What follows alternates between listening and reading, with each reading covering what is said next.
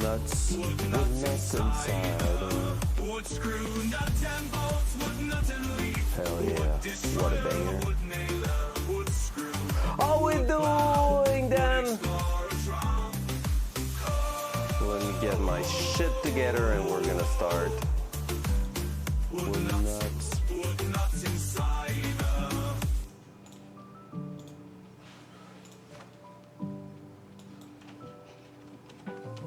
How we doing, mister? Hope you're having a wonderful day. That should work here. Why aren't you working? Hello?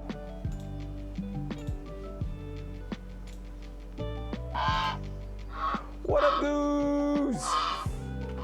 How we doing? There we go, that's working, and that here should get changed to the Yeti there, and now we should be good. Hey, happy hump day, sir. Midweek is great. Like I said in the title, won't be the biggest stream today. We have just a bunch of few little things to go through on the car, but then we're gonna get stuck. Hopefully the Amazon delivery guy will be here before the end. But yeah, let's try that, and I'm gonna test with actually doing this front cam.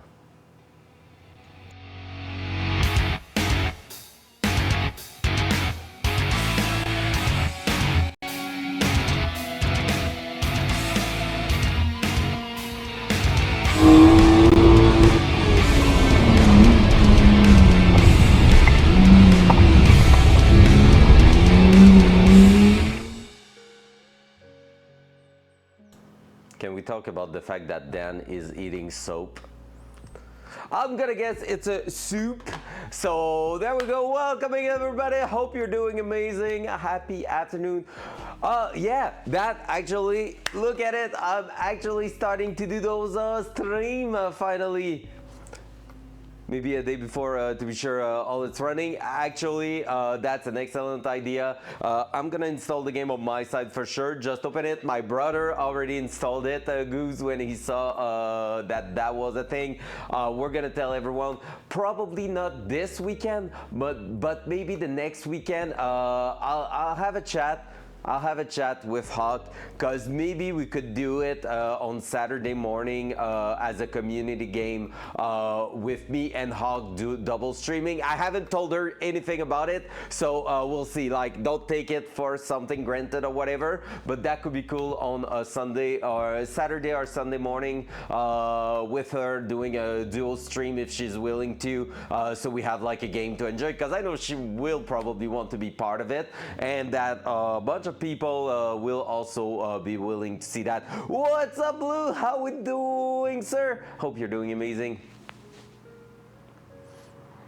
A few times here can be little errors with connecting or oh, that's fair. Oh, awesome, man, awesome. So yeah, we're gonna take a look at all that, make sure that it works. So maybe like on the Friday or like straight in the morning before going live or something, we're gonna make a double check. But yeah, hey, sounds good, sir.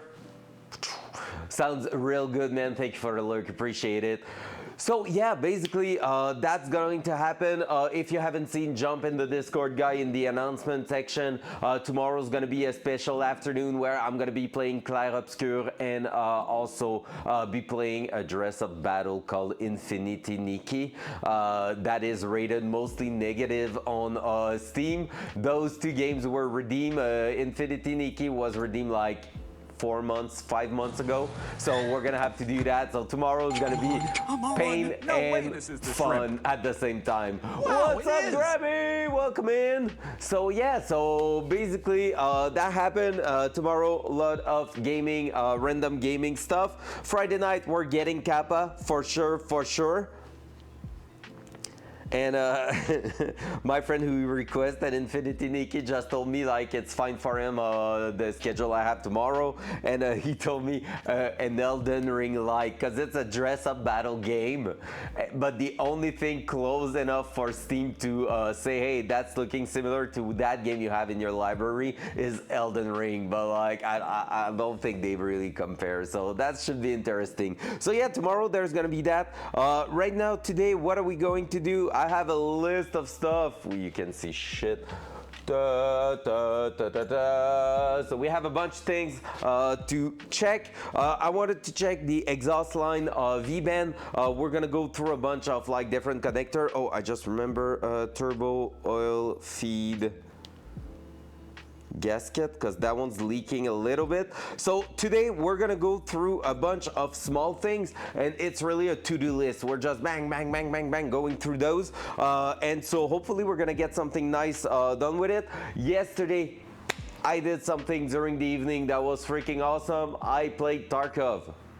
That's nothing unusual, but in the meantime, every time you're loading in a raid, any Tarkov player here knows how long it can take to actually get the into a raid and stuff. And in the meantime, I was actually like playing and working in the computer software for the Datsun. It is magical. It is such a charm. It is so insane. I'm starting to be a real tuner. Okay, maybe not, because I cannot trim the tabs and anything. Like I'm not good enough for that. However, I'm starting to learn real quick how that ECU is really working. I uploaded a map and it's not already in the car. We're gonna do that today. So I just sent it back to me. But basically, I did a map where I'm gonna have on different buttons of the keypad the controls to set up the target boost, so that way we can increase the boost of the turbo, where we're gonna be able to actually have the launch control function and a bunch of different functions like that, also the cruise control and everything. All that is set up. We won't put the label on the different buttons just yet, just because right now I kind of want to keep them like tame, just because, you know, it's like maybe we're gonna switch them from place to place and stuff like that. So we're gonna wait and make sure everything is locked in. But actually, I'm starting to really understand how to add the feature to the ECU, and it is freaking mental. I love it. I really love that part. Honestly, I need to follow like a class or something to learn how to trim my fuel sheets and stuff like that. What's up, Orange? It's gonna be a weekend morning. I can the next two. This is what I call next in Spain. Oh shit! All right, Goose. We're gonna figure it out. We're gonna figure it out. And even on Friday nights, you're watching practice and all. Damn, Orange is on fire, guys! Oh, by the way, Kappa this week confirmed, thanks to Orange and Hawk and Nero last night that came with me to spot the goons, and we did the kill and everything, so we're down to one quest left. I'm keeping it for Friday night. We need 4 kills at nighttime, and after those 4 kills are done, we're going into Collector, which is the last quest to just like put the items. Last time I checked 2 months ago, I had all of them, but then the labyrinth happened and I'm not sure if I still have all of them, so we're gonna find out. I won't check anything. Maybe Friday night's gonna be that moment where you're just like clicking all the items and I'm gonna be missing like 2 or 3 and I'm gonna be like, no. So basically maybe we're gonna be chasing some items for the rest of the evening, but yeah, it should be pretty cool. Oh, Blue is lurking. That's true. I was to ask him if he plans to be there on Friday night, because that could be actually real fun to after that start working on your Kappa, because sir, you're not out of trouble. You're gonna get Kappa this fight. I'm telling you that. So there we go. Wiz, how we doing? Hope you're doing amazing, sir. So yeah, quite a short stream planned today, maybe 2 to 3 hours stream, which is like kind of shorter than what we're usually doing, but we're gonna get a bunch of things done, and not everything is really the proper way to do things, I will say. But yeah, we're gonna get stuff done today for sure. How we doing, Wiz? Hope you're having a wonderful day, sir. So let's dive straight into it. Ah, kids in the place. Let's go. All right, so where are we starting? Let me double check actually my list. We have a few little things I want to address on that car today, including the oil feed gasket, because it is like just slightly leaking around the bolts and stuff like that. So we're gonna take a look at it. Maybe just put some sealant on that. Buzzy, but good. Hope you're well. I'm doing amazing, man. It's my last week of vacation, which hurt a little bit because that car I was having a plan of getting it out of here in 3 weeks. We're 6 weeks in, and yeah, whoops. But we're getting real close, like real close. We're just chasing a few little issues like the brake pedal not feeling good at all. The clutch line decided to start leaking, even if it was all good for the last 2 months, and a bunch of small issues like that. But we're just gonna be working on that. So we have also the clutch switch sensor adjustment to do, because right now it's not clicking properly. We have what I want to check that might take a bit of time today is the reverse switch for the car. I realized that at the minute, what's up, Dadu? I realized at the minute that what's going on is that my reverse light are not probably turning on because there's no signal going towards it. So there's that. But otherwise, man, everything's fine. Hey, Wiz, if you haven't watched it, let me show you actually. Yesterday we fixed an idle issue on the car. Like the car was not idling. It was like shutting down on itself if I was not on the gas pedal. And yesterday I fixed that, and listen to that. Wait. Let's go to the channel. Yeah, all right, give me all of them. Give me all of them. All right, we need to shut you off.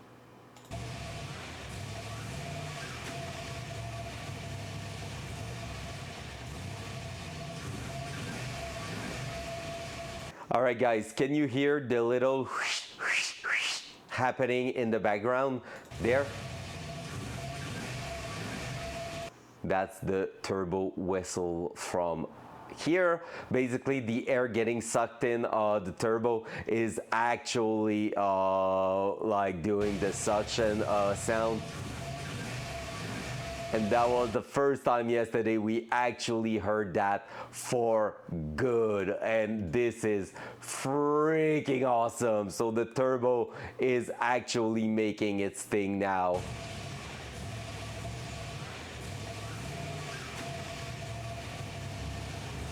We hear it a little bit there. Oh. That thing's there we go. Sick. So there we go, like I said. Let me put you back there. So yeah, it's going pretty well. I'm super happy with it. Honestly, everything's turning out quite fine. So turbo noises is, yeah, it sounds really healthy, honestly. And there's like a metallic sound I'm hearing, but it's hard to tell exactly what's up with it. I don't know if it's just me. What I'm suspecting, and that's why it's on the to-do list for today, is maybe a small exhaust leak if one of the V-bend is not tight enough. And that might be just like some popping sound from there. Otherwise, I'm not sure what's up with it. We're gonna check also the actual I just want to check something. Is that you? No, it's not you. I need to find a tool. Hey, I want to check the actual spark plugs to make sure they are in good shape. So we're not gonna start it for no reason today, just because we wanted to basically move on and have the good thing. I had like I bought a spark plug gapping tool, but I don't remember where I put it, so I'm gonna have to find it again. Let me just check make sure it's not here. No, it's not. Shoot, I have no clue. So we're gonna maybe find it, maybe not. It's no big deal. At least we're gonna check the spark plug, make sure they're all good. Today I also bought some new spark plugs wires, just because we slightly melted one in the last few days.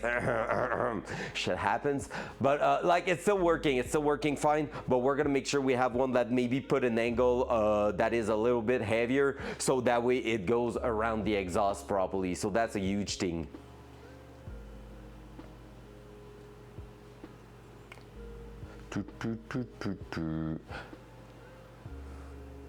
Oh, Hawk, is that a rough day today? Yesterday was freaking amazing. You were on top level yesterday. It was so freaking awesome.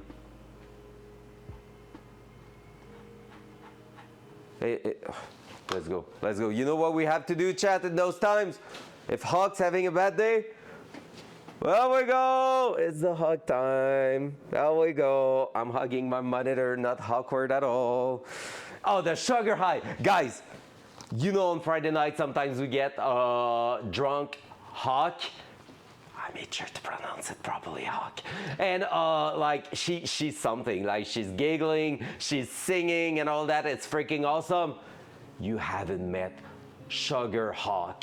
Sugar Hawk, like when she's in a sugar rush, holy moly, it's intense. It was so freaking good. It was awesome. However, when she crashed, it's like it's going awesomely well, and then all of a sudden in 5 minutes she goes from I'm crashing, that's my last game, okay, bye, good night guys, bye, love you, bye, and like she's just done. But it's freaking funny. It was insane. Yeah, we need to bring back Sugar Rush Hawk. That was insane. Yeah, the sugar crash was real. Like last night, she went from 5 raids in a row, freaking high on sugar and energy and all that, and then bam, gone. Straight to bed. It was freaking awesome. I love that. It was so good. All right, let's stop chit-chatting and let's start working on the car. Where are we starting? We're gonna start with some easy stuff in the engine bay, because we love that engine bay. Let's be real. That engine bay looks awesome. So let's work in it a little bit. So what I'm gonna do is that. Also, the car moved forward on in the garage because this morning I moved it. I started it, moved it, just because I wanted to basically start working on the brake, because we had some internet issue all over the country. Bell Canada basically had a big outage of internet service, so Flo couldn't work. So I was like, hey, since you can't work, do you want to get in the garage and help me bleed the brakes? She said yes, and as I was removing the first wheel, the internet came back and I was like, fuck. So it's back on the lift, ready to be pulled up, but yeah.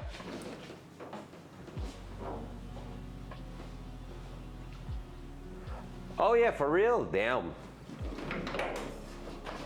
Dual side. Did I told you guys that I love the new gas strut to open up the hood? Look at it. Look at it. Isn't that beautiful? That nice little thing we did yesterday? That's awesome. Yo, Several, how we doing today? Hope you're doing amazing. Yeah. The car guy is always here. Even though tomorrow I might not be really much live, but not on the car at least. I'm gonna be gaming in the afternoon. But for today, it's one of the last daytime stream. Maybe on Friday I'll see if I got some parts. But yeah, after that I'm going back to work next week. Thank you for the shout out, Hawk. Appreciate that. Hell yeah, guys, if you're not following Siren, she's also a Tarkov player, make sure to do. She says she hates playing solo, but she's most of the time solo in the game, and she's actually like a real decent player, even if she's gonna be like, oh no, I hate it, I'm bad at the game, blah blah blah. Nah, she's quite good, honestly. So let's go follow her, it's worth it. That's what you told me the first time I dropped there, okay? You were like, yeah, no, I don't really enjoy it solo, but I'm doing it for the stream content, you know. And yeah, but after that, you managed to kill a bunch of people. So guess what? So yeah, right now what we're gonna be looking at is basically going through all those clamps just to make sure everything's super tight and that we have no leak anywhere, because that will be bad. Man, that exhaust turned in such a beautiful blue color. It's insane. I love it so, so much. I really do love it 1,000. But for now, let's start working on other things. So here we have a small oil leak at the top there. So what we're gonna do from here is try to fix that for now by just adding a few little things. So hopefully we don't have too much oil that will leak from the line on top of the turbocharger. But there we go. So we're gonna go grab the tool, remove those two screws on top there, and then what we're gonna do is probably just add a little bit of gasket maker and make sure that we are isolating those so they don't have any oil being splutched back out of it. And then we're gonna add a little bit of thread sealant also on top with the little thing that we have over there. Let's grab the right stuff here. I had another one I started, which is there.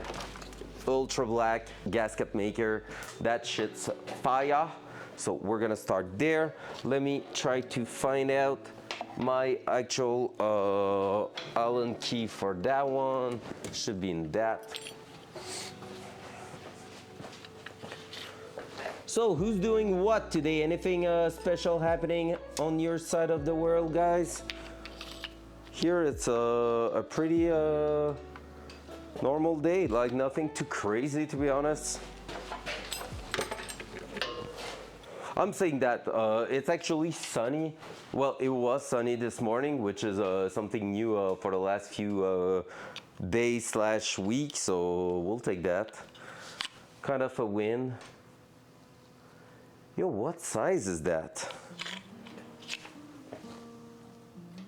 It's like that, but that is a little bit loose, not gonna lie, I don't like it. Like, I think it will do the job, but it's supposed to be a little tighter than that. Are you the same thing here? You look pretty much the same.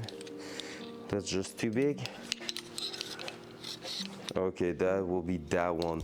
Let me check if I don't have one that is left around. I think I'm missing just one single thing. It is called windy and rainy here, so you win. Oh, that's actually, yeah, that's kind of true. Now on my side, it was all that in the last few days. Today is a little bit hotter. It's like kind of rainy from like time to time, like here and there, but overall it's actually not too bad. Actually not too bad. We had way worse in the last few days. I was sure there was a storm starting about like an hour ago, and then it just went all the way, which we'll take. That's a win. That's a W. Okay, let me try to find out what goes on top there, because right now I'm kind of lost. You're not? What the heck? It's one of those random size that I don't seem to have under the hand. Let me go into my BMW, grab it. Oh my God, 47. What is even 47? I have no clue. My brain can't translate Fahrenheit to Celsius.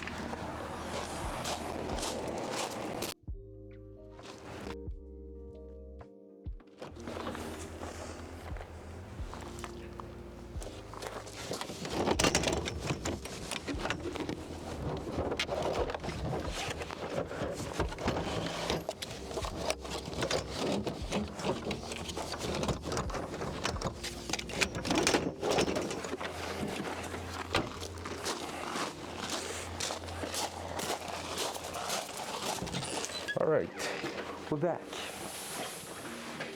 8, okay, yeah, it's way warmer here. Here at the minute, it's about 15 Celsius, which I would guess 60 something, 60 in Fahrenheit. In decent unit, it is 15. See what I did there? There we go, now we're talking. That's what I wanted to see. So it's a 6 mil one, which is that one here. Let me grab it. Like so, because on the other side it won't work without that. Hey, Master Sandwich, let's go.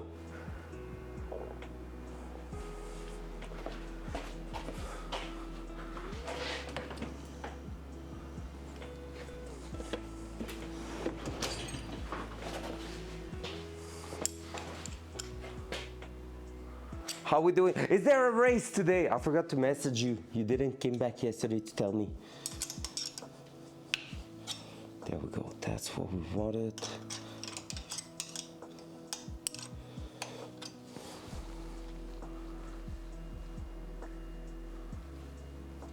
Okay, there might not be. Okay. All Gucci, all Gucci, all Gucci. So we're gonna be working on the car, but maybe I'm gonna be jumping in the Discord. Maybe at the end of the afternoon, I'm gonna go back on iRacing for a touch. Been a while, so I might give it a go. So yeah, if you are in Discord, I might jump in with you and see if you wanna try to go race somewhere. I might be around just to enjoy the company of some fellow racer, which will be pretty cool. All right, guys, let's open that up. Let's make some gasket maker in there. Up.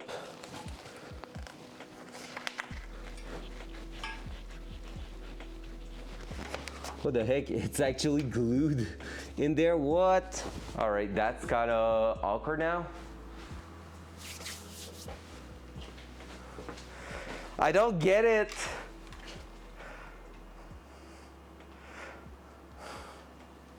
I get it now. I've just been to the shop store. Time was 95% off. Didn't work. Let's go. Hell yeah.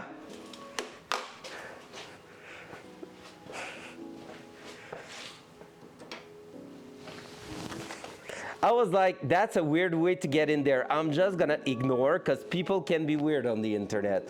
And I didn't make any, I didn't had any second thought about it. I was just not going on with that. He likes it. He actually likes the jingle. Oh my God. We're in for some trouble, guys. He said he's gonna find a way to make it work at some point. For real, yeah, that makes sense. I was like, all right, is it like a big thing over there sometime? Like, all good. All right, I don't like prying on that.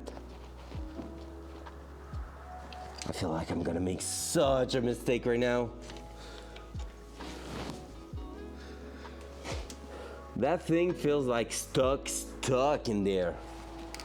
Okay, because that's going there. Yeah, we just need to make a little seal. All right, let's go grab a small hammer and just hit it slowly and gently, like a rubber hammer.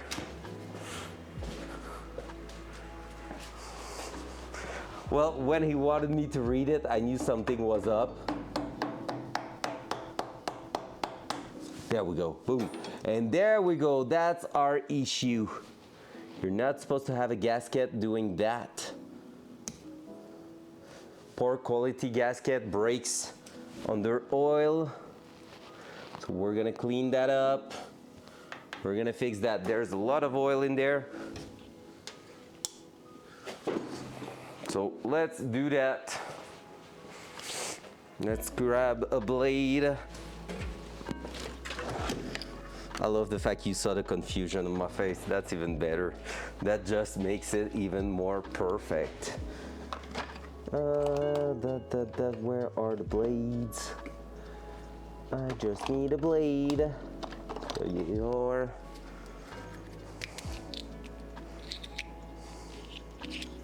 Yo, okay, no, it's not my last. I thought it was my last blade.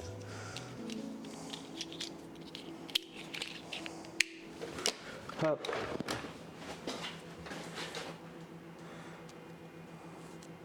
Thank you for the lurk, Sam. Appreciate that, sir. As always. I feel like someone's grinding for its own sound, just saying. And that's awesome if it's the case. All right, guys, so here we go. Just trying to remove the gasket and trying not to cut ourselves, so always be careful doing that because it can turn ugly quite fast. We're just gonna go like that, trying to clean it. We're gonna try also not to put any debris in the turbo itself. So that gasket can go straight to the bin, and we're gonna be doing a homemade gasket there also, just because they work better. As simple as that.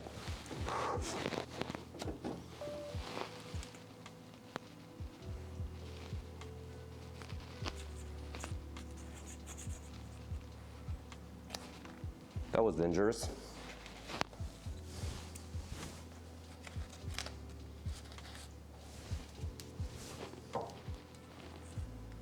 Right to jail.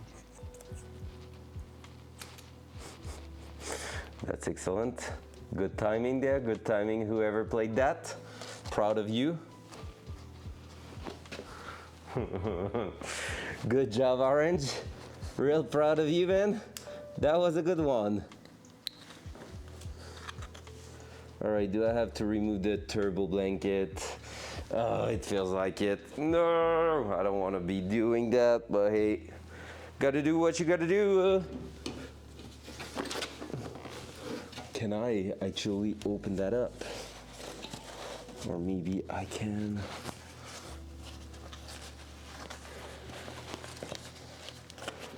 Just try to push it out of the way. We're gonna see. It's gotta be a rough moment there. So as I said, and let me put you even closer to that. What we're trying to do is just to remove the old gasket on top. We're gonna be cleaning everything there, just because after that, well, that's working. I gain a bit of place there.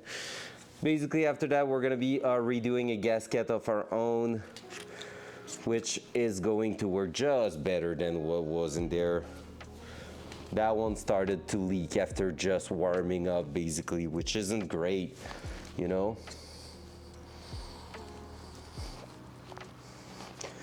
Maybe if it was a metal gasket, it wouldn't have done that, but not being a metal gasket, well, you have to deal with the consequences, which is oil leak, and we don't want oil leak next to the turbo, you know? We want the oil to go inside the turbo. Let's clean the blade.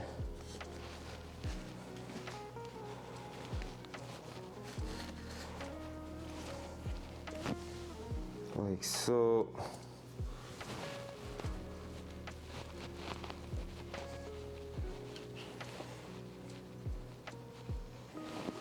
Like so, just a little bit left here and we should be good.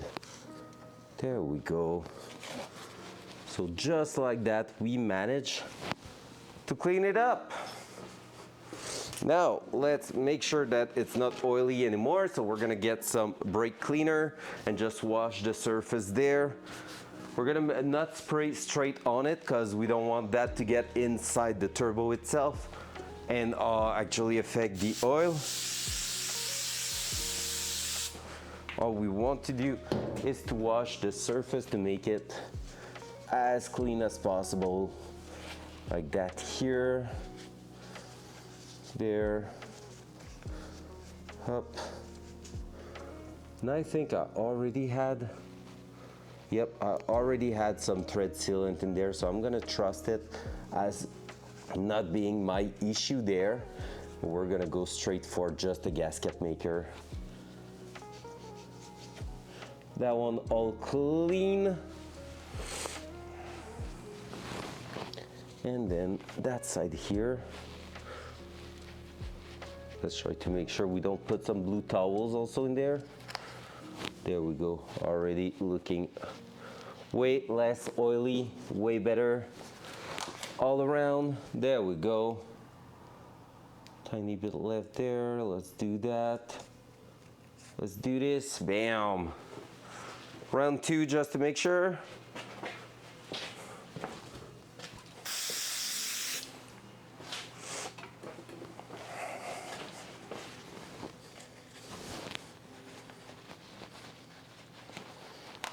Bam, there we go. Gasket maker time.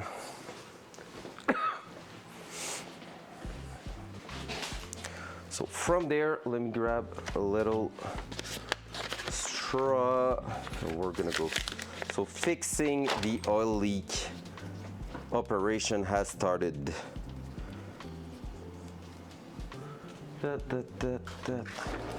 I really hope we do get the quick release today. I would love to install that and see the driving position. Also, there's so many awesome possibilities in the ECU, it's insane. I can really turn the Datsun into a professional looking race car with all the options. It's so cool. All right, do you guys remember how to do some gasket maker like that? So this is basically a gasket that will prevent like the oil from spilling out of the connection in between those two. When you have bolts like that, what you want to do is first of all circle around where the oil is supposed to go and then expand that around the bolt. So in that case, technically speaking, I could just avoid going around the bolts for the simple reason that this is going through to the outer side here. So technically the only thing I need to isolate is the center here to actually make it work. On the turbo, by the way, you can see here the hole is really small. Basically, we're getting a way bigger amount of oil coming from the line than what is actually being spilled out on the inside the turbo. And that's because that reduction actually allow it to get under pressure and actually splash the inside of the turbo properly. And this is how you feed the oil to your turbo. Too much oil, you will blow your turbo. Not enough, you're gonna cook it because it won't be lubricated and cooled down enough. So the oil, in that case, the engine oil, act both as basically a lubricant and also a coolant. So this is doing both action, so it's super important to make it like nice and safe. So what I'm gonna do here is actually start and do a circle that's gonna be quite far from the actual center, because I want to make sure that when that gasket's gonna get crushed, it won't go inside the actual turbo system, you know. I want it to stay on the outer side of the center hole there. There we go. And yes, even if it doesn't matter, like I said, I'm gonna be going around the bolts just out of principle there, that I want this entire surface to be properly sealed. Just like that. So if you can't see it enough, let me show you. Bam. Just like that is how we make a nice, lovely gasket. So all that is basically stick together. So what we're gonna do now is remove this, close that. I could try to save maybe that straw also after that, but whatever for now. And what we're gonna do, as simple as that, we're gonna be pushing that back in with the actual bolts, so that way it should stay in place. And what I just saw is that we have a little debris from the actual old gasket, so we're gonna make sure we're clear, and there we go. Up.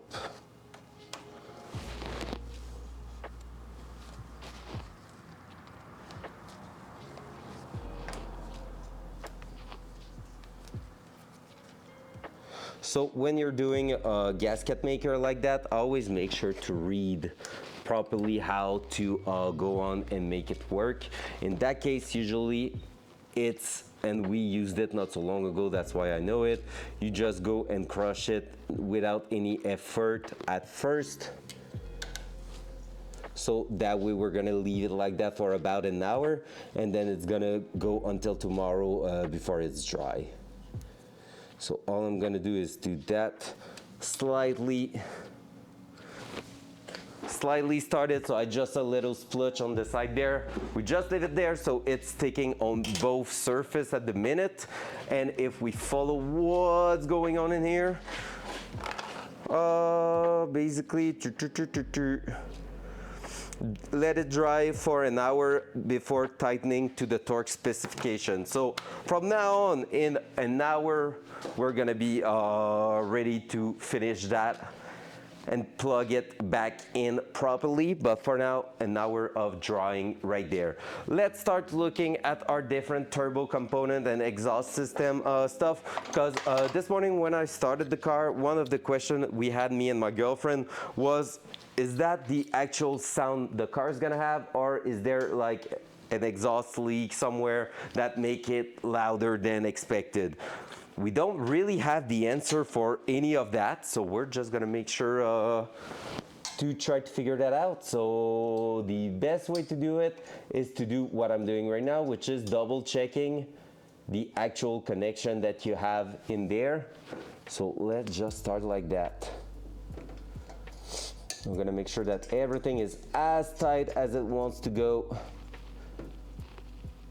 So as you can see even there, nailed it. Exactly what I wanted to do, I swear.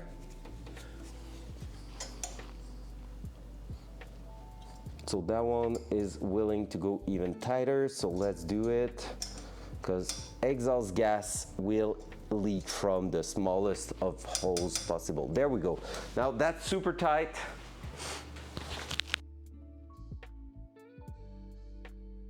There we go. Now let me grab a 13 mil wrench.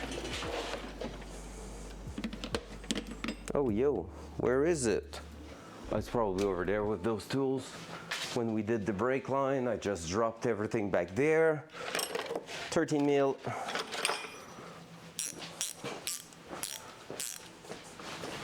That one here.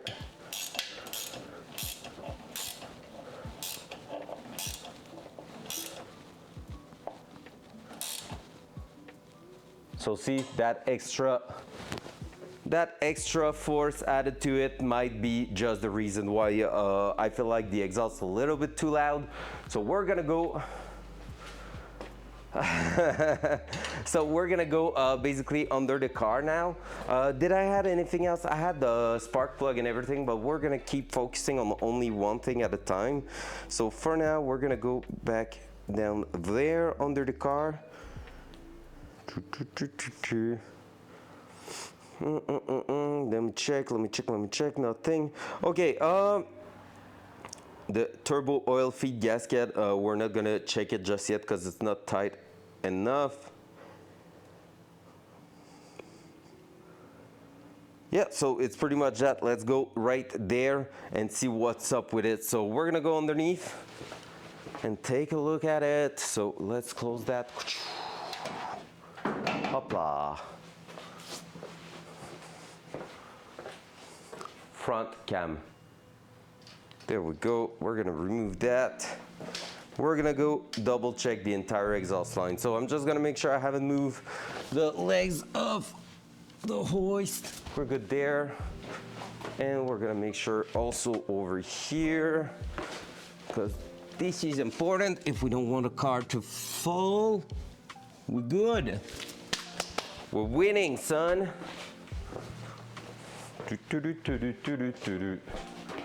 So let's go ahead and raise the car entirely in the air.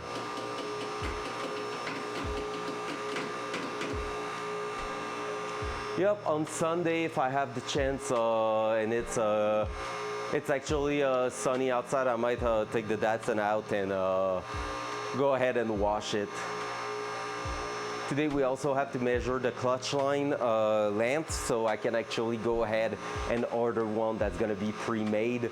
That way we should avoid having the same issue we're having right now, because the homemade line for the fuel were great, but that one is the exact line that gave me some struggle since the day one. So yep.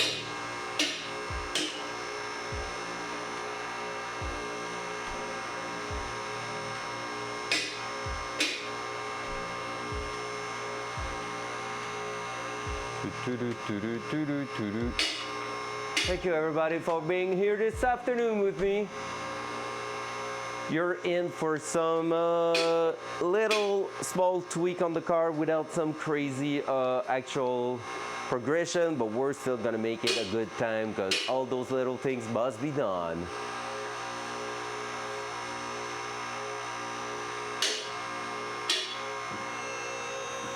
There we go.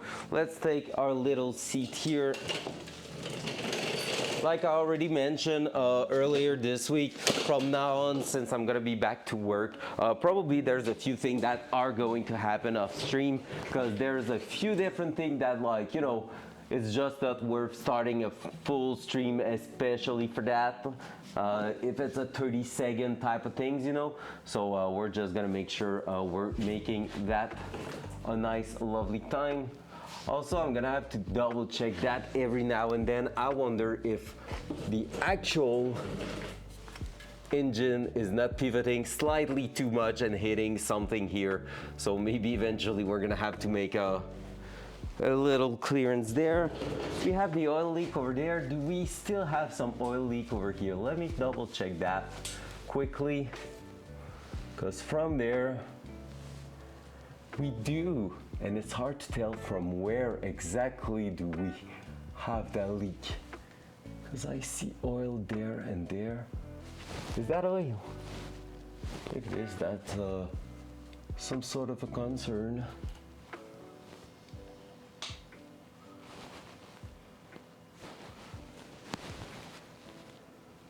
That's not it. Doesn't seem to be that.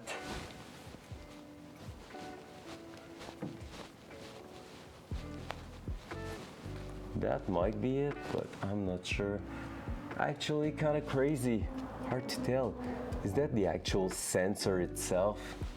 If so, that's messed up, man. Yeah, we have a bunch of engine oil at the rear, but not all around the engine, slightly there.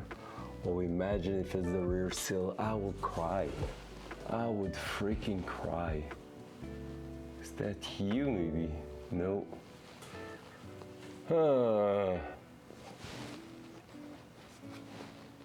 We're gonna have to double check that. Because did it oiled all the way down? Wait, what? Okay, I may have it out of what it is. But no, again, it doesn't make sense. Guys, I'm so lost. Why would I have some oil dripping there? It makes just no sense.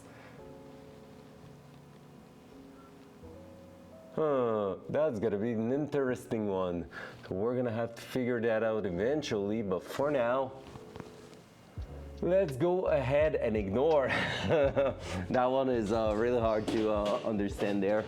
So we have like technically an oil leak at the front of the engine here, and I see some oil on the left side, like, well, the driver's side of the engine right here next to the oil filter, and it's really like impossible to tell what's causing that. So yeah, that's gonna be something we're gonna have to figure out eventually, but I don't know when and I don't know how.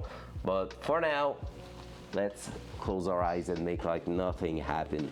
So let's go with the actual exhaust system and try to make sure that we are clamping down everything possible, like really make it strong. Dual side. There we go. So first of all, we're gonna go ahead and do all those section there. I'm trying to point and I just can't. There. click all those V-band into the manifold here. There's another one at the top there, another one at the top here. We're gonna try to go and clamp them down. That way we should be able to tell if everything's fine or not. And then after that, we're gonna try to fix also the oil leak at the front, because if you can see it there, it's oily and greasy. Like, yeah, you can see it in the specular. There's some oil on the oil pan there. And that one, I'm pretty sure I figured out where it's coming from. We're gonna make something that is kind of disgusting. Vacuuming, let's go, welcome in. First time message, I love that. It's a 280 ZX. So just like the next generation after the Z. So let me show you. Front cam. Front cam. Oi, the butt. Front cam. There we go. Welcome in my garage, sir. Hope you're doing amazingly well. Welcome to our Datsun 280 ZX that we started almost 2 years ago live on stream. Never did anything outside of stream on it. And basically we are now at, yeah, not yet 2 years. I prefer to say a year and a half, even if it's been more than that. But yeah, and we're getting close to getting it on the road again. That car, I own it for the last 10 years. Hawk. Don't make me ban you, please. So, like I was saying, Orange. It's easier to ban you than Hawk because she's a mod. Yeah, so basically a year and a half since we started on the car. I owned the car for 10 years, never worked properly. Started that like July 2023, that means. And we basically went through the entire mechanical aspect of the car. So engine swap, transmission swap from automatic to manual, big brake kit, coilovers, custom subframe, power steering, electric power steering conversion, full interior conversion, standalone ECU, differential upgrade, like name it, it's there. The only things left from Datsun on it is the CV axle at the back that are acting as a fuse at the minute. So if something has to break in the drivetrain, I want it to be the old freaking CV axles. Otherwise, the car is almost done. We're chasing a few little issues today, and but the car drive-ish. Need brakes because like the brakes are not bled properly, I feel like, and so yeah, it's an LS swap. It is a 6-liter turbo V8 in it. So yeah, the big one, big type. So I will show you right after we drop it back on the ground for sure, man. So stay around.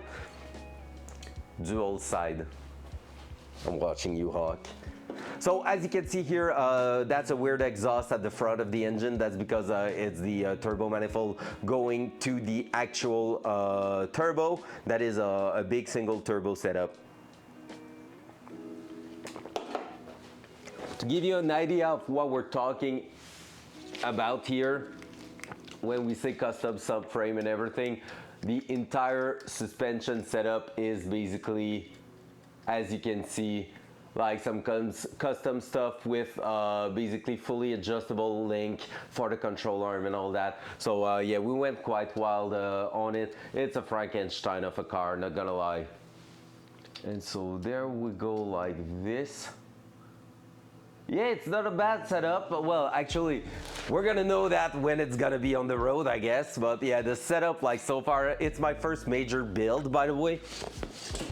So all those manifold here, I learned how to TIG weld on them. In some places, I did some good job. In other places, yeah, like here, wait a second, right there, you can see, nice-ish, nice. And that's only Cal joining in the stream. Welcome in, sir. How we doing today? So there we go. Ma'am. But yeah, so welcome in. Do not hesitate to drop a follow if it's not done already, because we are so close to the 1,000 followers now. Like, insanely close.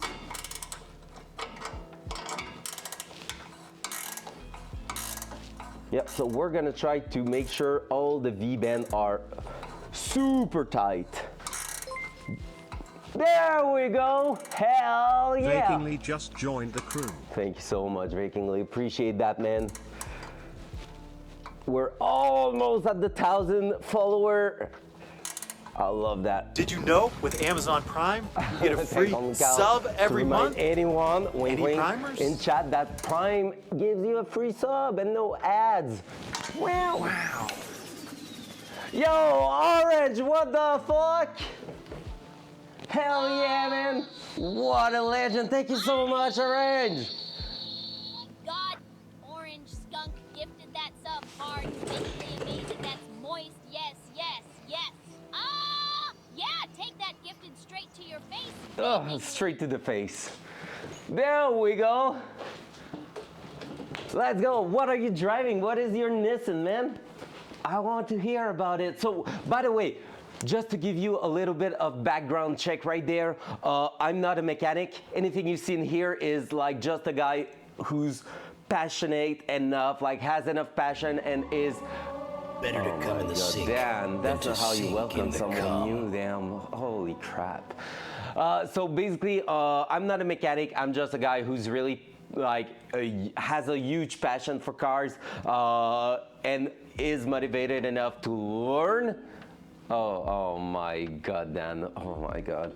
And so yeah, basically, I decided to dive into the biggest project of my life for now because I wanted to build my dream car. Instead of buying a new car, I saved the money to build an epic Datsun, and I'm really hoping I'm gonna enjoy it for the rest of my days. And the idea is to build something freaking insane, doing around 600 wheel HP and being ready to hit the track. That's really what we're aiming for. I'm racing a BMW E36 M3 in general, but now I want to push that even further and bring my skill to another level where I built a car and I'm adjusting the car and making it feel the way I want it to feel, to be fucking fast on the track.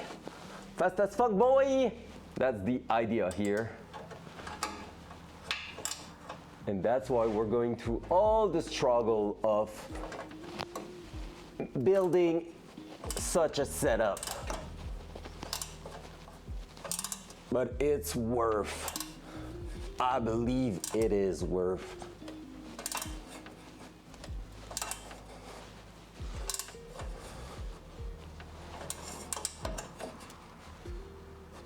And because I'm gonna be the one maintaining the car, we also made sure that most of the things are actually accessible for us to maintain in the future. So that's gonna be a big deal too. All right, every V-bend was quite loose, so we're gonna try to make it even better. Yeah, it's gonna fly. What's up, Becca? Heck yeah, smiles per gallon, and you can talk about it with the motorcycle and splitting traffic, right, sir? Is it legal where you live, splitting traffic, or are you just doing that because you're a reckless person who wants some adrenaline rush?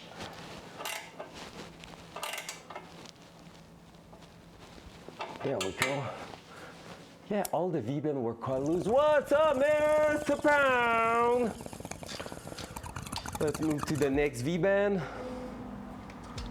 Oh my God, Vaka, if you're not aware of, my bike don't have a license plate, no plate, no case. Oh my God. Are you freaking serious, man? And basically, what's your plan if you're meeting with a police officer down there? Like, do you have a plan of splitting more traffic just so you can get away?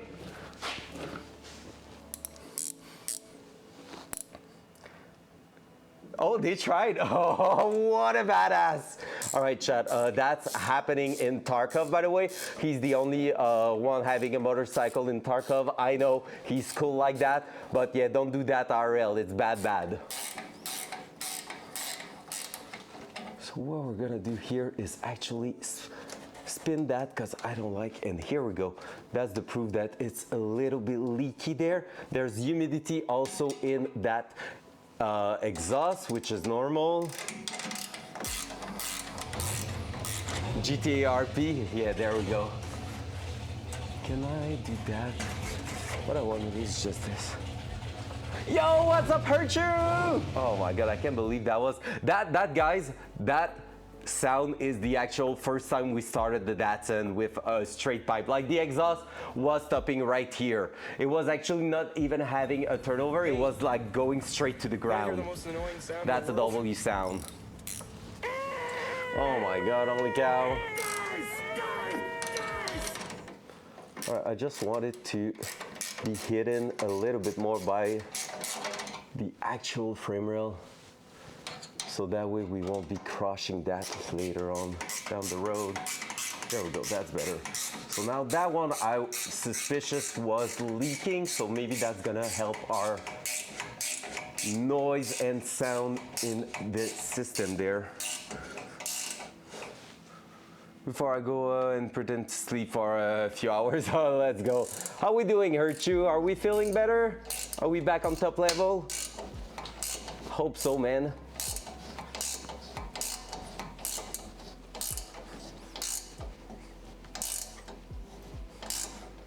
And yeah, Vaka, that's kind of insane what you're doing. I'm doing the exact opposite with the Datsun. I'm trying to make it tame so that on the road I don't get anyone really noticing it, except it's an old car, it's looking sick.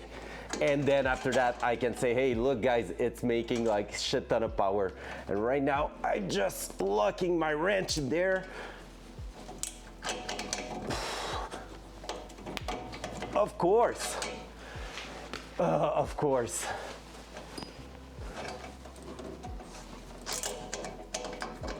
Lol. You must be shitting me. Yeah, thank you, Mr. Pell, for that.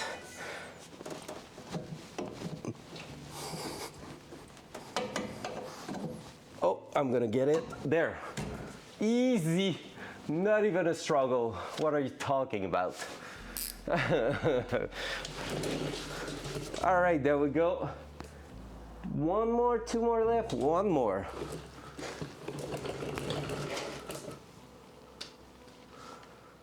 Yeah, I know, but like I need to stay tame for the police on the street here, so there's that. Hey, did you insert which Nissan you had? I may have missed it, wait. Thank you again so much, Orange, for that gifted sub. No, the car isn't right-hand drive, it is a left-hand drive car. It's a Canadian Z, I'm in Canada. Maybe with the accent you knew I was French-Canadian, just saying. Better day by day, stream by stream, raid by goddamn raid. Is that what it is, Hurt You? Yo, the nostalgia saying that, holy.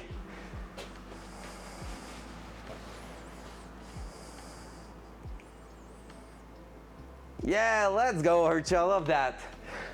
85, 90% back, that's awesome, man. That's freaking awesome. So here, what I'm gonna do is do the last one right there. So I'm not happy with the exhaust over here. Don't look at it too much. That one's gonna be changed eventually. And even that bend over here, I will try to maybe get it so it's a little bit more straight to the point. Also, what I wanna check today is if I could install a wheel speed sensor somewhere in the setup.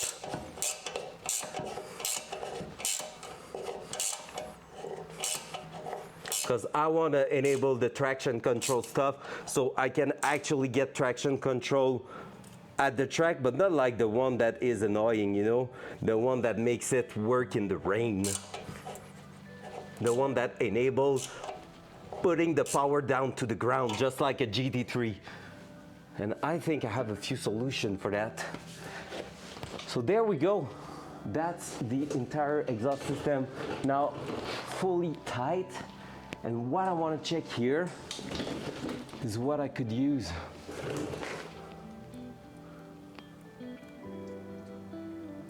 Oh, that's so cool, man. I love that.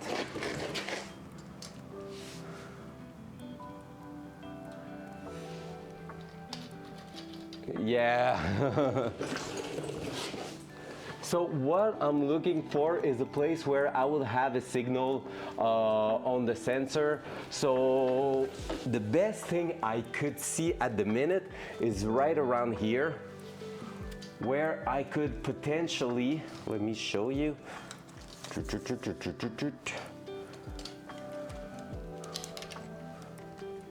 So what I could potentially do is go with those 4 bolts, since they are equal distance on each side. Basically what I could do with those is install the sensor from the brake bracket here and actually bring it close to that and just have it read there the signal when the wheel is actually passing by there. I think right now we're in gear, but yeah, so that could work potentially to read that as long as it is quite close. But yeah, maybe we're gonna give it a go there, just because that will make it work in a way where basically it reads those nuts at the back there, give a signal of how fast the wheel is spinning to the ECU, and as long as we have the good signal there, since we have a LSD differential, we can only read on one side and it will work. So we will be working from this side here. Did I scratch the interior of my wheel there? Kind of seems like it, right? So yeah, we could read just that, and then we need one at the front. And the front, I'm starting to have an idea too. So let me show you.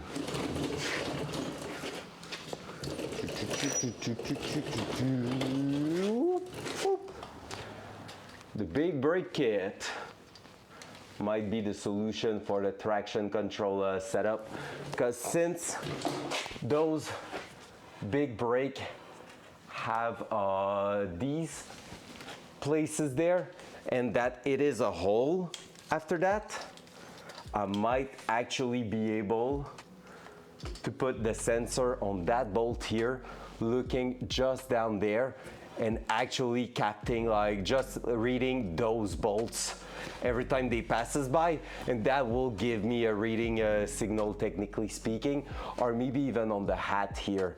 So that should be something doable to read the wheel speed there, and from there we could actually get a proper traction control setup, because I need like I need a front tire and I need a rear tire to read, and then after that I can basically compare each other and enable the traction control on them. That would be great. The rain one sucks. Yeah, no, honestly, racing in the rain is something that will be rough with that car, so the traction control idea is really to make that something doable, not something scary. So what I would love to do is have a traction control button that is a rotary trim, they called it, which is the equivalent of having a knob in your car that can goes from 0 to 4. 0 to 3, so 0, 1, 2, 3 for position, and each one will be actually in a like the amount of traction control it goes for, so like some sort of a threshold if you want. And so that way you can tell, okay, when there's like, I don't know, 30% differences, so when the rear slip 30% faster than the front, because basically the front is always going to be the speed of the car, just because basically here there's nothing like motorizing those wheels. It's just them rolling freely based on how the vehicle moves and all that. So based on that, what can go on is that I tell the computer, this is your reference speed, that will, because that one is how the car is actually moving. And if the rear start to slip, so technically on that car is going to be too much throttle, for example, if you're having a 30% difference in speed, then you activate the traction control. So that will be a non-aggressive, non-intrusive type of traction control, because 30% of speed difference is quite huge, honestly. It's quite enormous. And so you have to like think of it. It's basically, it means at 100 kilometers per hour, it's the rear tires needs to run up to 130 kilometers per hour before the traction control even say, okay, go, I'm starting to work. So that's quite an intense difference. And with the button in the dashboard, I will be able to say, okay, now instead of 30%, it's 20. Instead of 20, it's 10. Instead of 10, it's 5%. And so in the rain, I could go like 5 is probably too aggressive, but I could go like 10, 20, 30, 40, and by default when you're using the car on the street, it will turn on with the 40% one on, and I can just set it at the track to be at 10%, and so have almost no traction control at all, and I could actually deactivate it at 0% so that I can do a sick burnout and some sick drifting with it, which is not the plan, but you know, everyone needs to have fun for here and there, right? So yeah, so we're gonna be able to tweak the traction control later on down the road, but we're gonna be able to work that out and basically make that happen. So I'm pretty sure at the front I can use the Wheelwood brake there. So maybe I'm just gonna buy two $30 sensor and give it a try and see if I can get a reading in the ECU from there. But that's something for later this summer when the car is actually going to be tuned. Oh, I'm having a little milk tea this afternoon, and damn, it's good. That was loud. All right, let's move on to doing something a little crazy, which is some GB weld on our front engine cover. So basically, you see those two spots there? We have a leaky oil in the front of the engine, and it seems to be coming from those plugs that I welded there. So I'm not a good welder in aluminum, it seems like, and those welds are actually leaking oil when the engine's running. So what we're gonna do is wash that out, and we're gonna be doing a redneck actual fix, which is going in there and adding a bunch of GB weld all around that plug, just so it is it is basically not leaking anymore. So yeah, what's up, Uncle Cow? So basically, I won't take out the front cover just to fix that. That front cover, I want to change it anyways if the car survive the summer. So when the engine's gonna come out again next winter, if everything goes right, that's where we're gonna be fixing that. But in the meantime, we're gonna try to actually fix it another way around. We're just gonna try to go and give it a little cleanup and fix it with some GB weld. Come on, guys, GB weld isn't that awful. We're just gonna make a little patch and it's gonna dry there, and if it's fixed, it's fixed. We don't talk about it anymore, and it's awesome. If it's leaking half less, at least I can get the car tuned. The big problem right now is that it's leaking just enough that I wouldn't be confident to go on the street with it, because I really feel like it will leak too much oil and eventually get it into like the moment where it's a concern and you might be having reduced amount of oil in the engine, and that's no cool. If you wanna say something and tell me how bad of an idea it is, well, you better come with some good argument and make it loud and clear now, otherwise you may shut up for the rest of your life.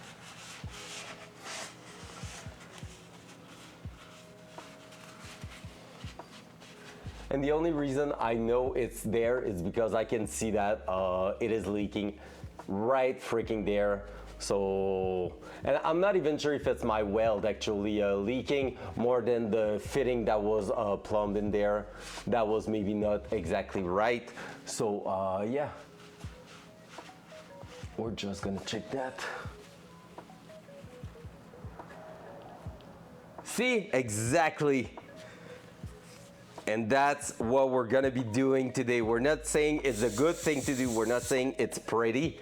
We're just saying if it makes it work for now and allowing us to get a tune, well, that's perfect. And in the meantime, I'll be able to basically buy a new one of these. However, if I was to change it now, that means bleeding the coolant one more time, removing that pulley one more time, and it's already been quite a challenge last time we did it 6 weeks ago.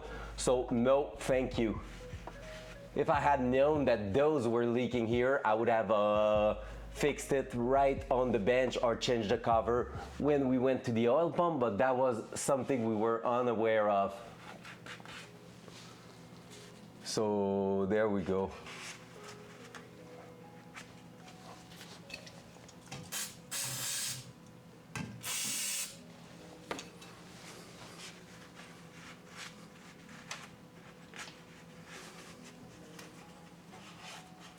Like, I'm not pretending that's the best freaking idea I ever had. What do you mean, you give up?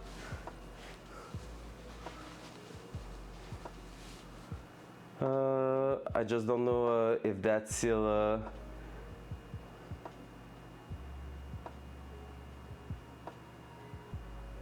Ah, I get what you mean, yeah.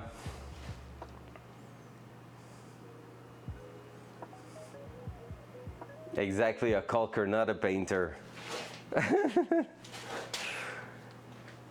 But yeah, like, I know what you mean, but like, I think it's worth a try, because no matter what, if it's not working, and like you're saying, it's a hairline crack that's leaking from there, because yes, it's because it's a lot of pressure behind there with the oil pump. If it is actually still leaking, we're gonna buy a new cover. But for now, if we could avoid that and avoid like losing time dismantling the front of the engine again, that will be awesome. Like, let's be honest, just a touch of GB weld on top, it dries there, and after that, if the leak is gone, and even if it's not gone for like the whole oil pump fun job, yeah, at least I don't have to touch it again. But you know exactly what I mean, right, Orange? Like, removing all the water pump with all the pulleys and the belt and the harmonic balancer, just to basically get access to that. It's not that it's that long, it's just that it's a lot of step that's not so fun. Exactly, so that's why I'm not looking forward at doing that now. And since I have to buy one of those covers again, and just to remind you guys, those covers, they are about freaking $150, and we have to basically modify them. So the first attempt we did to that, front cam was this. So this is the original cover on the engine, and what happened is that we got that bung installed, but basically with the harmonic balancer, the way it's made at the minute, this was going right in front of it, and you couldn't plug anything in there. So that was a bad one, and what we need to do now is to basically buy another one of those covers for almost, actually with tax and shipping, it's almost $200 for just that. And we need to buy another one so we can install it, and I just can't be asked to do it now. So that's why GB Weld. Now I rest my case. Yeah, exactly, Mr. Pan. I do agree with that. In that case, it's just that, just slightly idling the car and moving it back and forth and like changing it from side to side in the garage, it creates those two quite big spots. So that's why I just want to make sure those are actually at least slowed down. Even if it's not fixing everything, if at least it's only a slight drip after running it for 15 minutes, that's not too bad. But right now I feel like it's way too much for what I will be comfortable to use, like to use the car. So yeah, we're gonna try to fix that. So let's make some GB weld. I'm gonna grab a piece of cardboard. I'm gonna grab some, actually I'm gonna grab you here. I'm gonna grab some gloves because we're gonna need that, just to make sure we stay clean.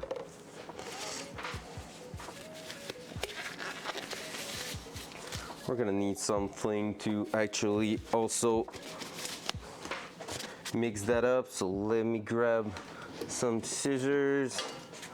What I'm gonna do here is use that as a board, and I'm gonna cut a slice to use as a stick to mix that.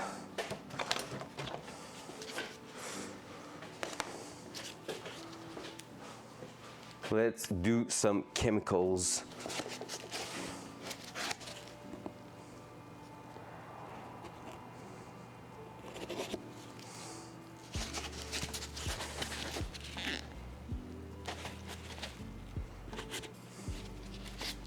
There we go. Let's make sure we put it back the right way.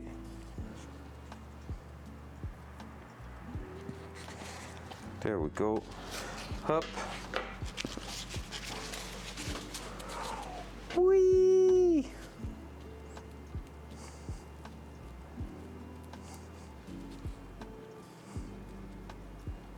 Whee!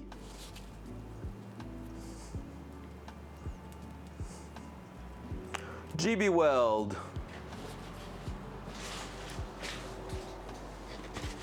3/4 on there, man, that's nothing. Well, 3/4 is kind of huge actually, but maybe less than that. Because 3/4 is what, 3 liters pretty much. But if you have nothing on the ground, it's actually not bad. Whew, that stinks.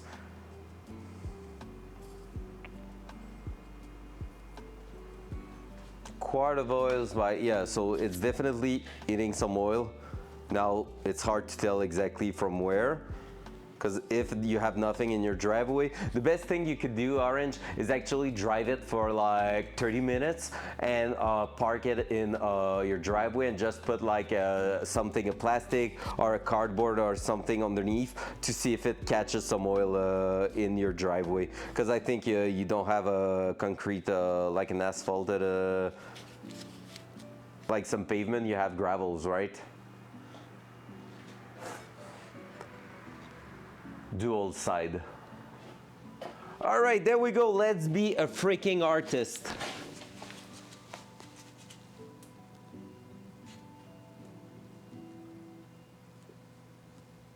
So we're gonna try to avoid the main pulley there.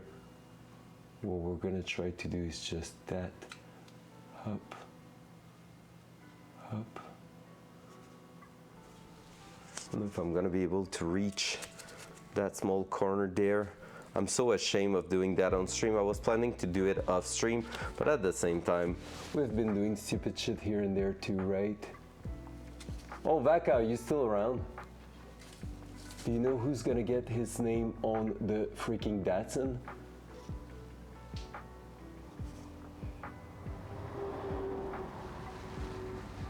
There we go, you see? If that's filling the crack that we want to get filled and it works, we're gonna be happy, right?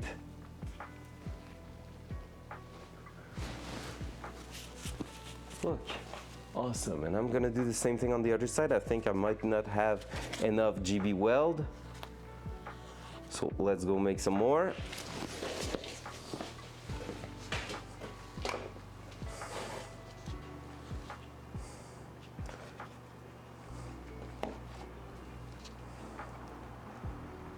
Don't say that out loud. Fact. Those Kia Hyundai engines can go bad overnight.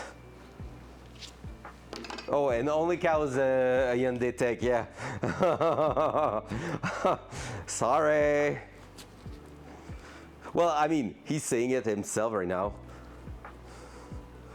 And he's basically probably writing that down as he is working in the Hyundai garage. That's even better.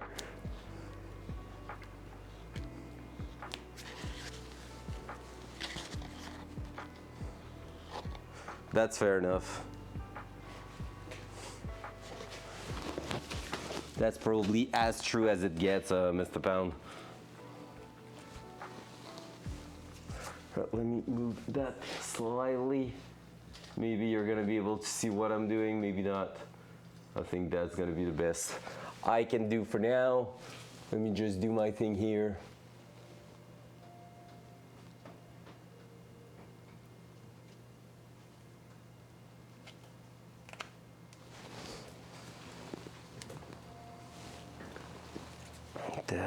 can we grab some more? Push that on this side here. Like, are you really a car enthusiast if you're not actually putting a bit of GB weld on your car? Asking for a friend.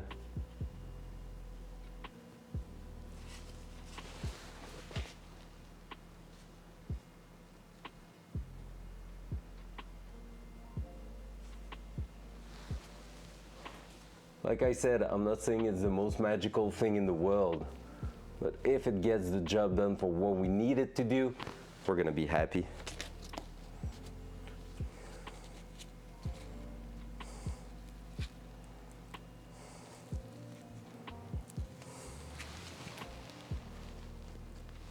That's not doing what I want it to do. Let me go grab something else. I'm just gonna try to push some more in another spot there. Maybe I'm gonna use a screwdriver and wash it afterward. Or maybe I have a piece of scrap metal I can use. No, not really. Let's use a screwdriver.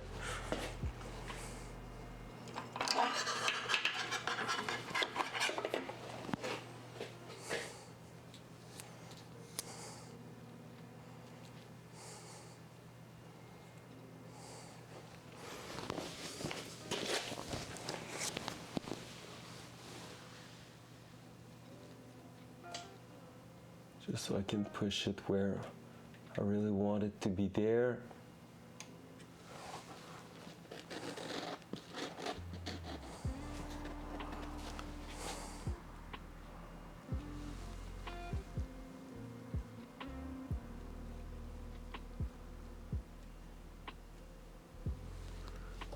There we go. Now we're gonna let it rest. Maybe there's not the best sealing on the top. Like maybe it could get a little bit more love at the top there.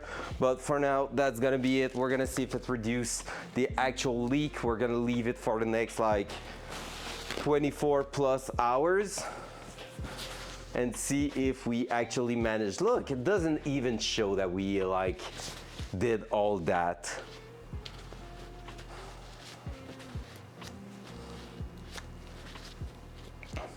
I resembled that.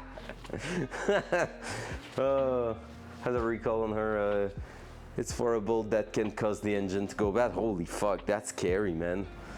That's what I'm the most scared about with the Datsun, that I've done something wrong in that type of things, but it's not gonna be like the company telling me that, you know? I'm gonna figure out the hard way probably. All right, there we go. So we're gonna call it done there and say that we've done an amazing job, all right? Deal. Next step, we're gonna go ahead, I'm gonna remove my gloves now. Up, up. And what we're gonna do is quite simple. We're gonna go ahead and try to measure the clutch line. So for now, toot, toot, oil, engine oil leak, we're gonna check it. Even if we think that there might be another one, for now we're just gonna check that one and say, okay, that's good, done, and we'll see later on what else is happening there. What do you mean? It's been an hour 31 since we're on stream. Now we're gonna go for, I said, oh, since gasket, in 15 minutes pretty much. Actually a good one. Nice thing. I forgot to put a timer, so I just remember it was in the between 40 and 45 minutes into the stream. So in about 10 minutes, 15 minutes, we're gonna be good to close it. Yeah, let's measure the clutch line. And we verified all the V-band on the exhaust, so that's good. So let's go for the clutch line measurement there, because basically what I want to do is buy a new one. I think I'm gonna have the worst time ever actually making that go back in there, but I don't want to take the transmission out. There's no way I'm doing that, like no freaking way. So yeah, we're gonna try to make it happen there. So what we're gonna do to measure that, I'm not sure. I'm actually not sure. So it is basically the line right here that's going inside the transmission. So it is going right there. I can like technically almost touch it there. I will just need my hand to be able to slip in there. It can't, and if I'm successfully getting in there, I'm afraid it won't come out. So that's gonna be the worst thing ever, to get it removed from there.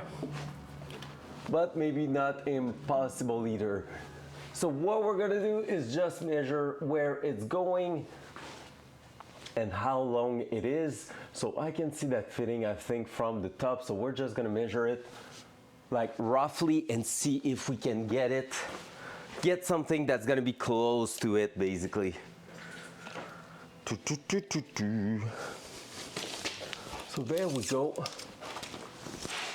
So when I say roughly, it's like here we're gonna say it's 4 inches to go to the connection pretty much and get out of the transmission. From those 4 inches, we add 6, so going up to 10. From that bend there, where is it going exactly? Is it staying underneath?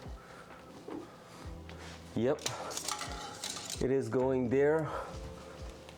And up to the steering column, we're talking about another 6, 7.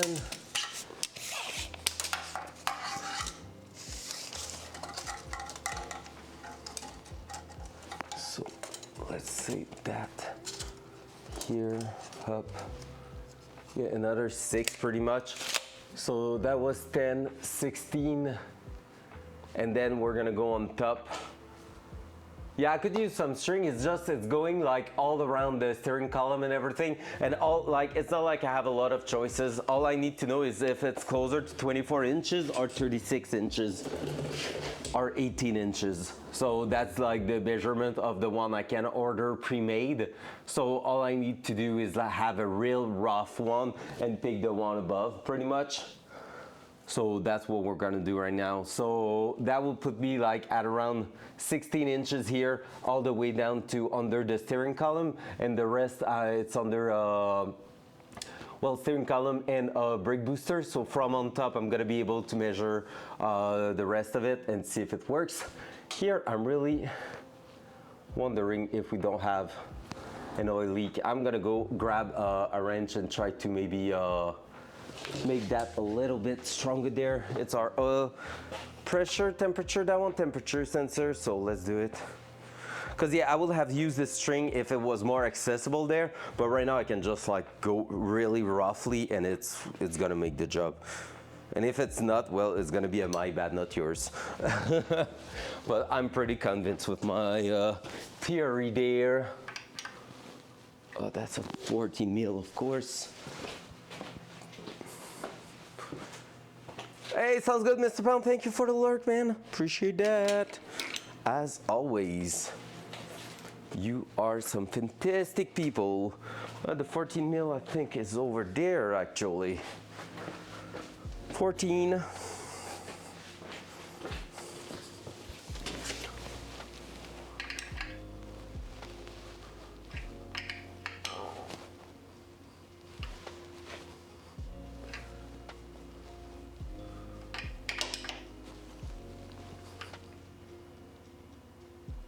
There we go. Bam. That seems to work. So maybe we're gonna have gain what was missing there. Let's take a 10 mil and double check. So we were at 16, by the way. Don't forget that. 16 mil is our reference point now. And what I wanna do is just make sure that those bolts here are actually quite strong.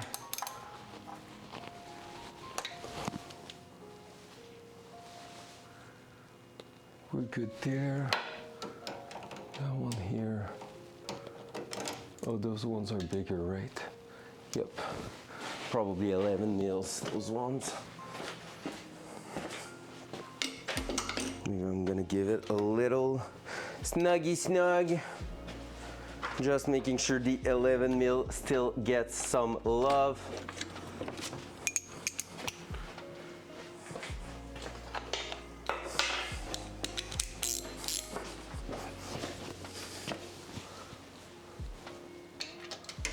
Double check that, and I think that's gonna be too long anyway.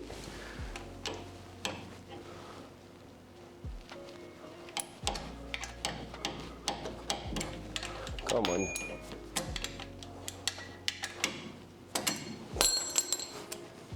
Don't do me like that.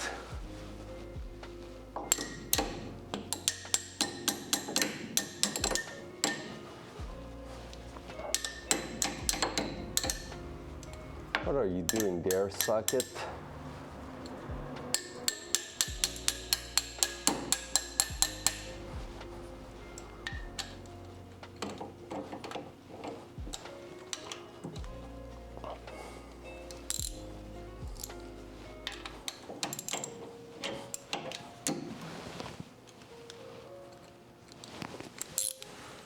I have just a too long extension to get it properly in place.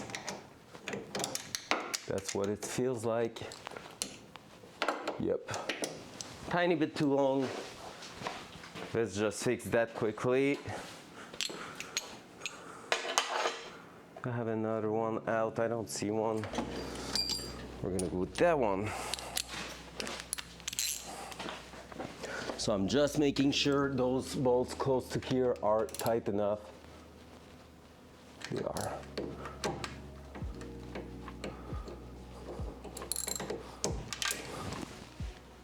So if all that is tight, normally my leak is not coming from there, which means it might be coming from here and here, but whatever. And maybe the actual oil filter. So maybe we're gonna grab the oil filter clamp or just put the gloves on. Might do the tricks to have enough strength to close it even tighter. That's already quite strong there. All right. I have like oil leaking a little bit everywhere here, so it's hard to tell exactly from where it's coming. So yep, maybe we're gonna have to double check that eventually. Hopefully it's not the rear seal, because that will suck. But I'm more suspecting this side there. All right, let's keep measuring our clutch line. Front cam. There we go.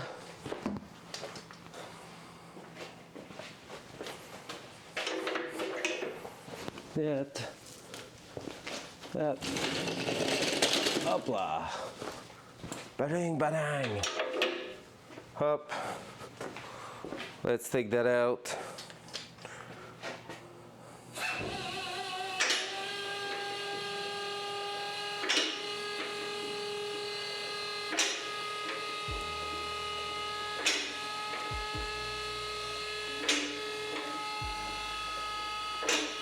Going pretty well.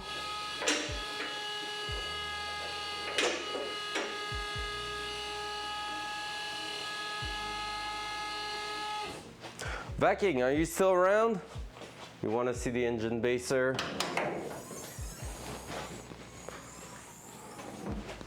Bam. And if anyone's not following, we're almost at 1,000 followers. Make sure to drop that follow, please.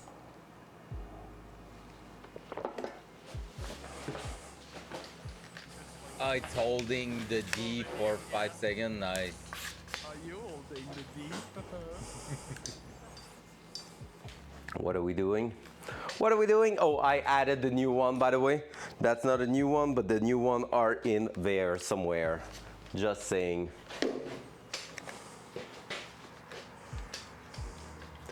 Dual side.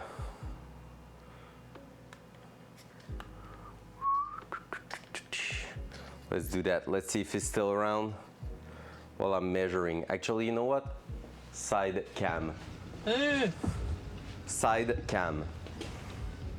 Tecnologia! Tecnologia! Tecnologia! All right, so here, all the way from there. So that's where I stopped measuring.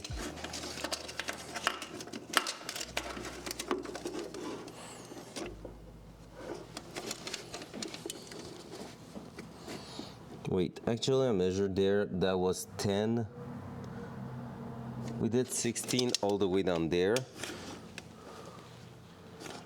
If I'm starting back around here, if I can do it. Another 6 pretty much there. So I was at 16. I think I'm adding a little too much by doing 6 now, but that will put us at 22. And basically from there, plus 9 at that, for that bend, will put us at almost 30. Is that 31? But I think I'm adding too much. 24 won't be enough. That's for sure now. So we're gonna check what we have there. 3N. Let me check on my Amazon.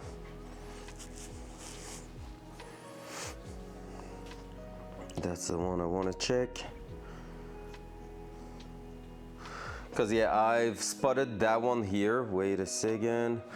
I spotted that one here, that kit. We don't care about the banjo bolt, but that one is like a all braided line with like a rubber coating on top, which makes it super well protected. Dash 3 AN, which is exactly what we have. And so we can have it in 27.5, 31.4 inches, so 24.1 inches there. That will be probably the right thing to buy, because if we have too long, we can actually like change that around here. I'm tempted to say, okay, let me try with a string actually. Let me try with a string. I don't have an actual string, so we're gonna take some line here, just the aluminum line I have, just to see if we can make something slightly more precise. Up to there.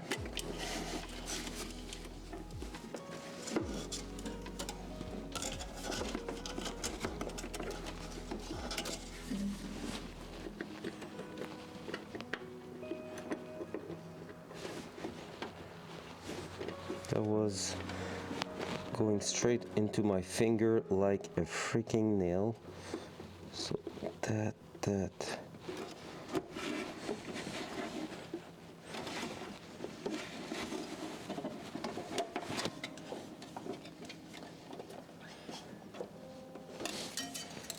That will be the actual measurement there.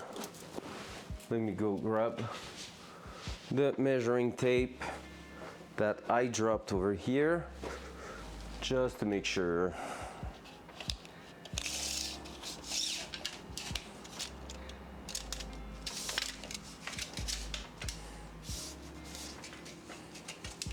So that's going straight into, I'm making that so complicated for nothing. That's 19 inches right there, and there's still the last part left to go down. Pretty sure at 27 I'm a little short, so 31 might be the exact one I need. Maybe it's gonna be slightly longer than what we have. I think we're at 29 inches right now, to be honest, but still 29 versus 31, that's something we can compensate with at the top, like the longer one there. So we should be good. I think really it's gonna be all about being able to set that up inside the transmission. That's gonna be the most awful part. But otherwise we should be good there. So let's try that. So I'm gonna buy it right away. And it's actually not too expensive, $26 for that. Seems pretty cool. And it is made for brake lines and stuff like that. So that's pretty cool.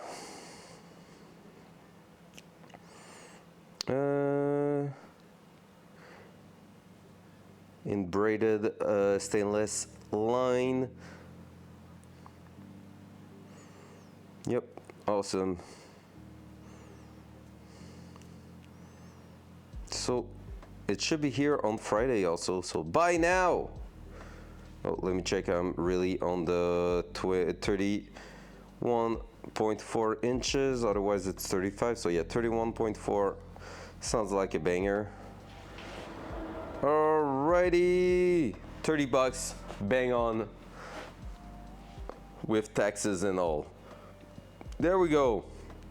And you know what that means? We can go ahead in the Datsun list here. And we can go right there. Clutch line measurement done. All right, what's next? Did we receive? Let me check. Do I see a package? I don't see one. Let me check on my Amazon. I want to know if I received the quick release. That will be so cool.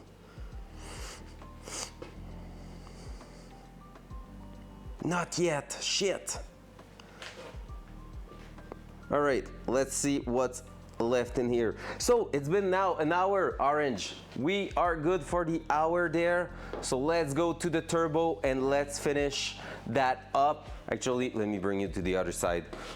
Front cam. There we go. Gonna bring you over there.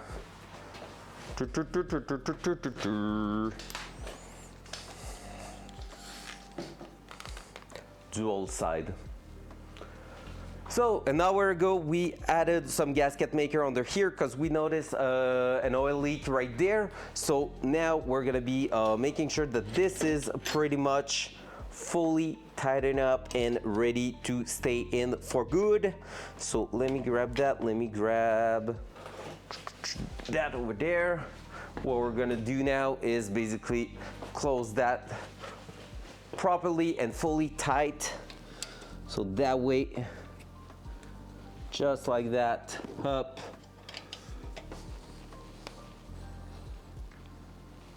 Just like this. So what we can do is the old classic tactic of that with plenty of torque.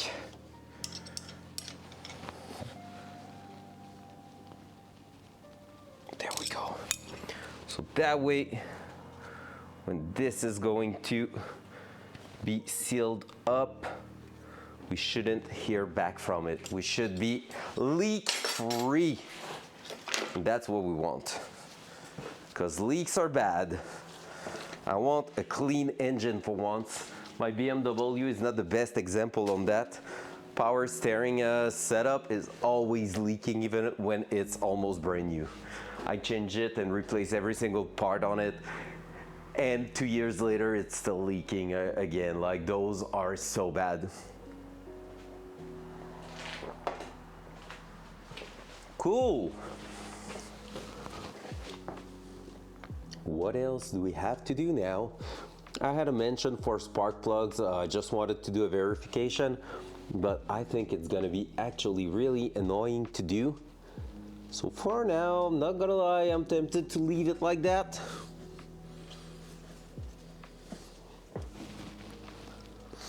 Grounds are good. Everything's great over here. We're just gonna make sure that this is not going anywhere.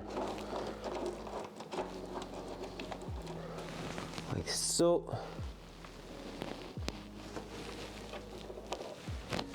That. All right. What else? Oh, here was the wrench I was looking for actually. Next thing we're going to do. Here I have to watch that because right now it feels like it's almost like there was a fuel leak, but it's not the case. It's when we had the radiator cap off and it splashed everywhere. Right now what we have left to do, we're I think going to start talking about the actual reverse light switch, because that will be another thing quite cool to have in the car, the reverse lights. No, it's something we never talked about so far, that we didn't think about. So what we're gonna do is go back into the diagram and take a look at which plug, which connector we may have in there that isn't connected to the transmission, because we need the transmission to be connected to something, you know? Turbo oil feed gasket done. Clutch switch adjustment, we can do it in not too long. The reverse switch, that's what we're about to do. We need to change the license plate also, and we need to update the ECU with the latest functionality on it. Maybe I'm gonna wait for that because maybe I'm gonna double check all my things and make sure I have a solid plan of what I want to do with the keypad before going there. So let's dive into some books. So let's do that. Front cam. My book, I put it back there. Yep. Up, up. And I need to go to the post, to the mall after that, because I'm pretty sure I receive my new spacers. Electric stuff. Tail light clearance, side light, tail lamp were closed, but it's not that. Headlamp, not that. A little later on. Not that. Hazard lamp, not that. Close. Stop lamp, backup lamp. All right. Where's the switch for that?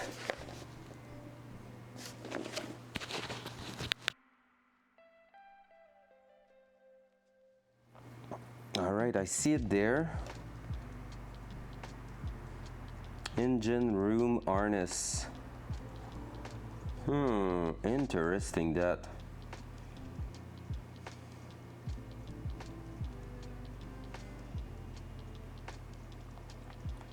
It is going at the back. It's a blue and white.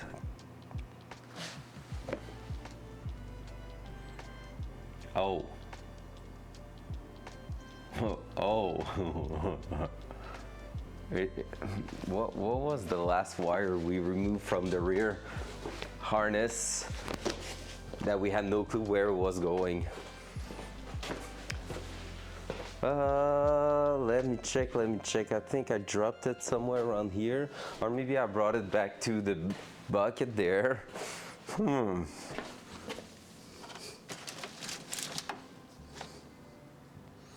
It's a blue and yellow. No, I think it's that one here. And if it is that one, it's a blue and white.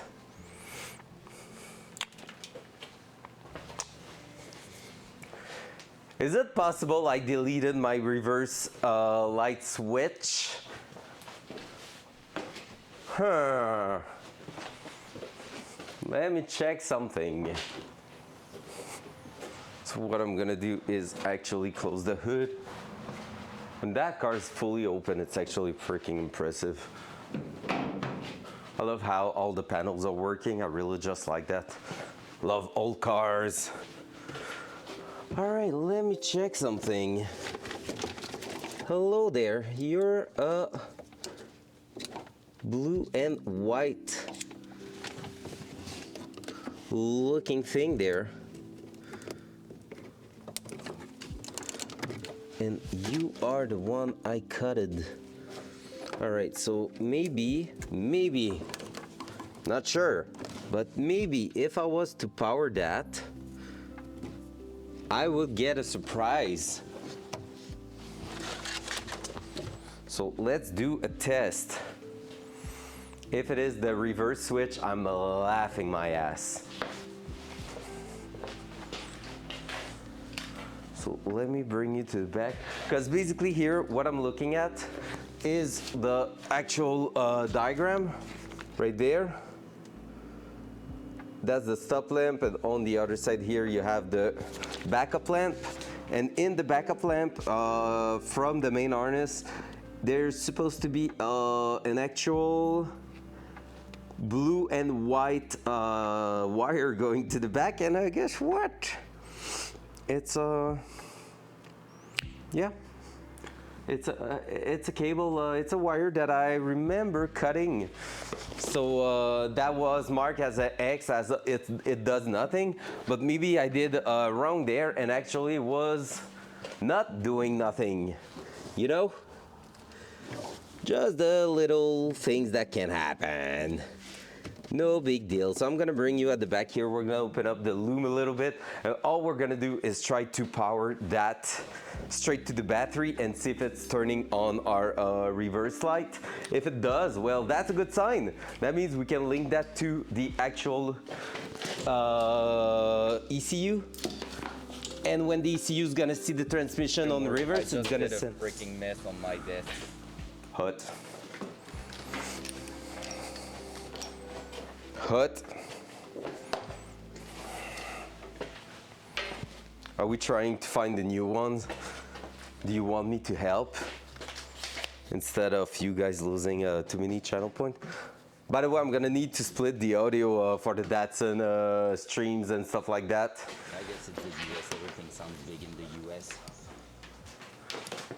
There's now some video blocked on YouTube because of custom sounds in the channel. Whoopsie!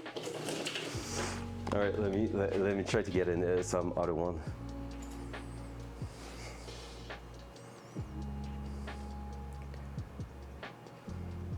Including the Max Verstappen theme song. That one is triggering the butt. It's so sleepy. I have difficulties, but yeah.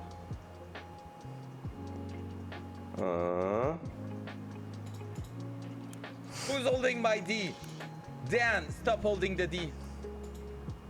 That was a new one. Did you say you like my pipe? That's awkward.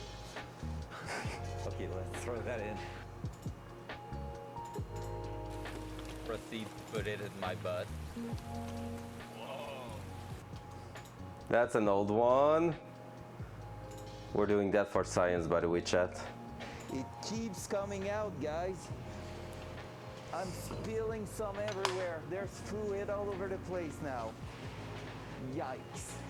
That's one of the best one out there.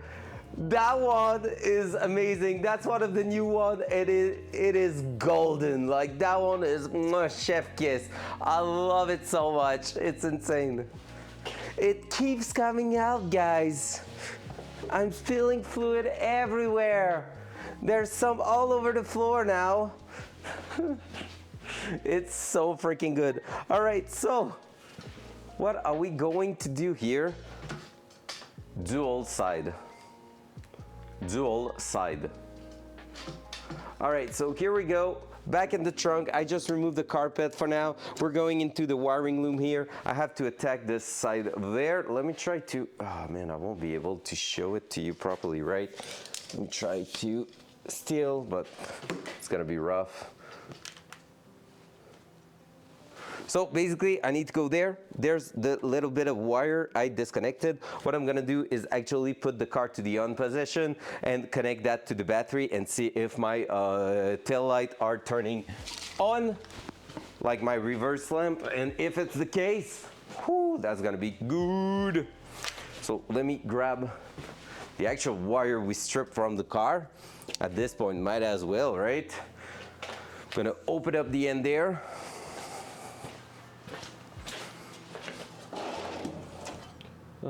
Where's my wire stripper? They're not on there. Wait, what? Where are they? Oh, they're there. There we go. Up, up. That. Like this. Then we're gonna grab the knife and bring that with us. Where did I put the knife? It's right there. So all we want to do is test if we can get that to turn on the reverse lamp. If it's the case, well, that means we need to reconnect that. If it's not, well, at least it was not something useful, it seems like. So we'll see. Let's figure that out.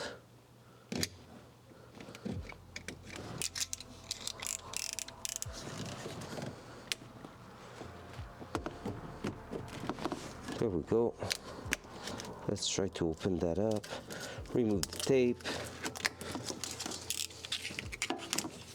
like so. No, let's not put that there because we just did the cleanup not so long ago. There we go. Up, up.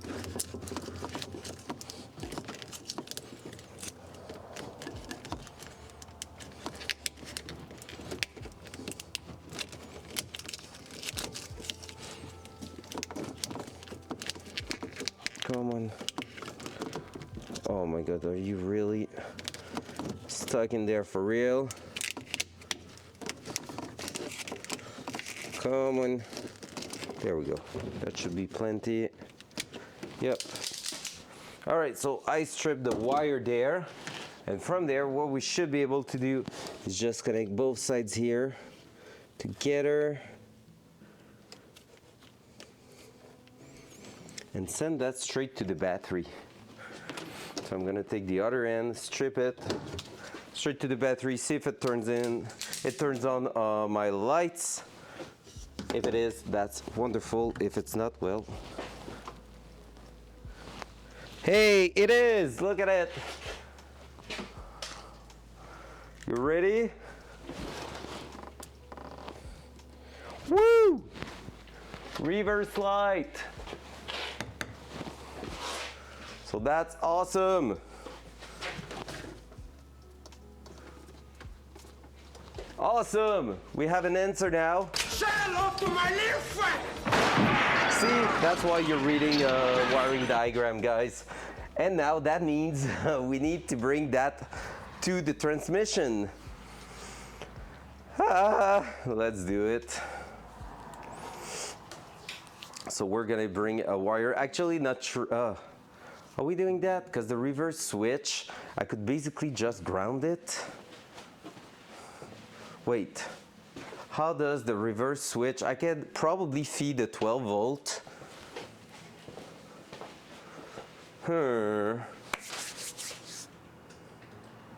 Let's take a look on the internet.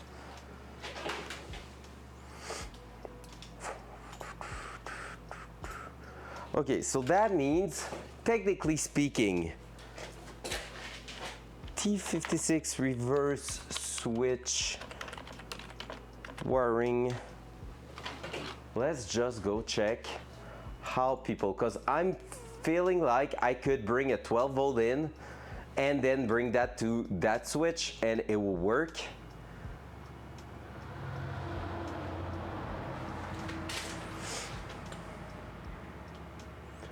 Okay, no, that's not what I'm looking for. It's the reverse lockout.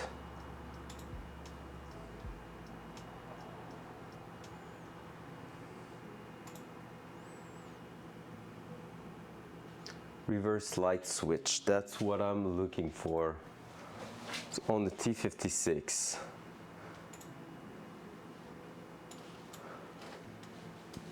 Let me check that quickly. If I can find something there.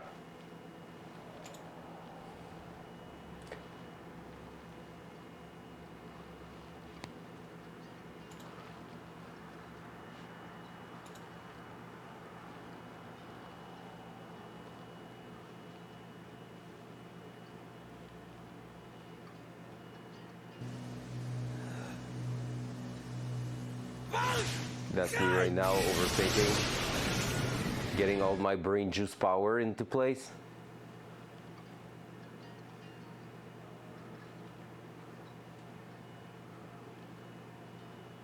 That will make sense, yeah. So bring a 12 volt straight to that. Oh! That absurd philosopher just joined the crew. Absurd philosopher, I love that so freaking much. That name is amazing. Welcoming, sir. And we are now officially, 5 followers away from the 1,000. Hopefully that's going to happen soon. How we doing? Welcome in. Welcome to my crazy build, where right now we discovered that we cut a wire we shouldn't have cut in the first place, and so we're gonna make it work one more time now, and it is the reverse light, so let's do it. All right, from there let me find out which one it is. I'm pretty sure here is my reverse switch connector. So we're gonna go under that. So close, man, so freaking close. It's so insane. So we have that here, which is technically my reverse switch connector there. We're gonna raise the car one more time. We're gonna go connect that, and what we're looking for is to bring that green wire based on what I just read on the internet. That green wire is gonna go to the wire we cut, and it's sad because I think we had enough length that I could have basically just run straight to the transmission. Now we're gonna have two connections. Not the ideal, not the worst. So we're gonna make that happen, and we're gonna go connect that to there, and then we're gonna connect a 12 volt straight to here, which should be like quite awesome. Active, yay, let's go. What the heck is going on? Hell yeah, 4 followers away from the 1,000. Hell yeah, baby. Welcome in, guys. So happy to see you there. Hell yeah. That's amazing, man. You're making my freaking day right now. I love that. So basically, as simple as that, a 12 volt is going to come from that black wire, go through the switch, and it's gonna get cut as long as we're not going in reverse. Damn. Once we hit the reverse, that's where that green wire is gonna get activated and turns on the reverse light. So that should be pretty cool. I see 19 on my side, Anarchy, because Twitch is real bad at making that consistent. The one popular car, hell yeah. And we were at 22 for a good amount yesterday. And yeah, like the last 2 days has been amazing. Now 17, yeah, I mean, Twitch. Like, okay, just to give you an idea on how inaccurate Twitch is with the viewer count. When I'm starting my stream, I see the 1, 2, 3, 4 viewers. Then it goes all the way back down to 2 or 1, but there's still 4 people speaking and talking with me in chat. Like, you know, the one that are usually the first in here as soon as I'm going live, like they start chatting and all, saying hello and everything, and I have like 4 or 5 people saying hello, how are you doing, blah blah blah, all the lovely little small talk at the beginning of the stream, and the counter goes all the way up to 5 and then goes back down to 1 or 2 for like 5 minutes straight, and I'm like, good job, Twitch. So yeah, don't focus too much on that. It's cool to see the counter go up. I've learned not to focus too much on how accurate it is. It's really all about, okay, it's inaccurate, but giving you just a good idea. So from here, we're gonna have to decide where we are connecting those. So we need to bring a 12 volt, and we need to bring, yeah, we need to bring a 12 volt to that, and we need to bring also the signal to the back. The signal to the back is gonna be easy. The 12 volt is actually the one I'm wondering where I'm gonna put it, because I don't know if I want it to be switched. I guess I want it to be switched on the ignition, like the accessory or on position on the key, just because it makes it more logical that we don't have an all time like a 12 volt powered wires at all time, because that's asking for a problem eventually. So yeah, let's try that. Front cam. Oh, we're already there. Well, let's do that. Let's raise the car. We're gonna go connect that inside the car. What is the last one? We're missing the speed. No, we have the speed sensor for the ECU. That one, technically, I could power it maybe through the ECU. But I don't know if it's safe to send the power. I could like turn on the relay for it. I'm not sure I can power the actual tail lamp, like reverse lamp from it, so we'll see. Thank you again so much, guys, for the follows. If you have any question, anything, just let me know, just write in chat. You're gonna see I'm not a mechanic, I'm just doing that for fun, and so we are basically moving on and learning all together at the same time through that build. And the idea of that stream is basically show the world that Instagram is lying to you, YouTube is lying to you. A project car is not done in a 15 minutes video. it takes some time to achieve some nice stuff, especially when it is your first major build like it is for me. But we are getting there. Awesome. All right, let's remove that. Let's go underneath. So, shouldn't be too long. The only thing I need to check is for a switch on the side here that shouldn't be connected and is going to be basically my reverse signal, I think. That's the speed sensor, I think. Is it? Or is that actually my reverse switch? Oh my God.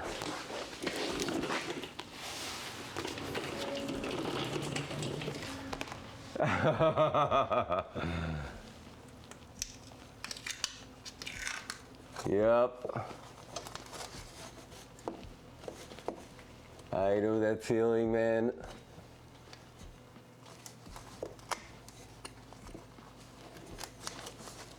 Yeah, I think it's you here.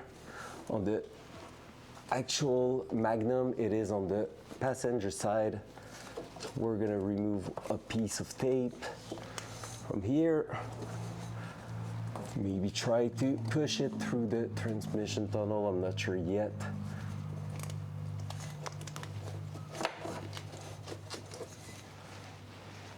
Let me test that. Are you the actual connector? Wow, you are. So I'm gonna double check that it is actually the connector I was looking for. And if it's the case, well, GG to us. We're gonna be using that to actually bring that signal somewhere useful. It's crazy, I need to push that back inside the car and I have no clue where I'm gonna actually access it.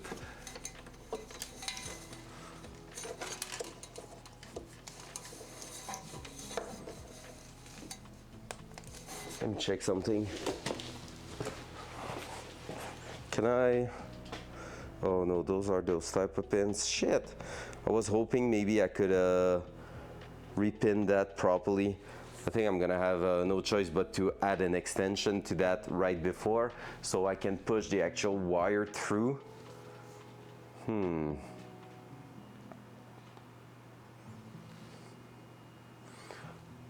Maybe we're gonna have to disconnect the center console and push everything to the back.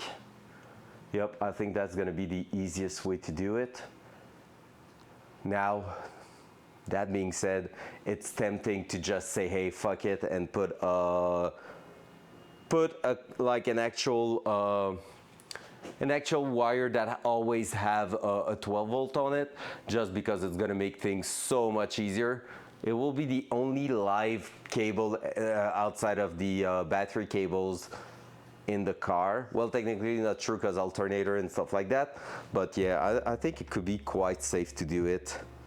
I just don't like the idea of having a small wire going straight to the positive terminal, but at the same time, if it works, right?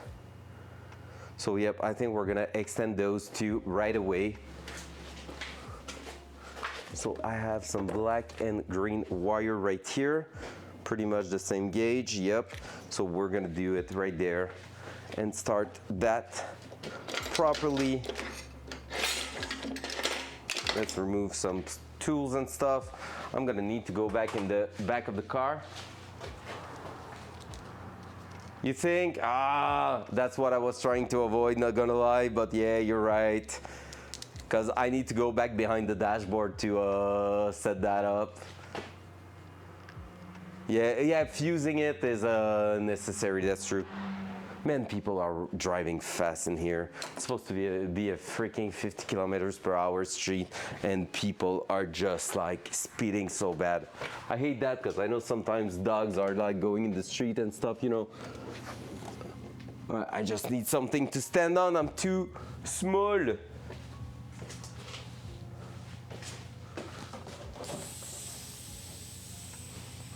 I'm too small.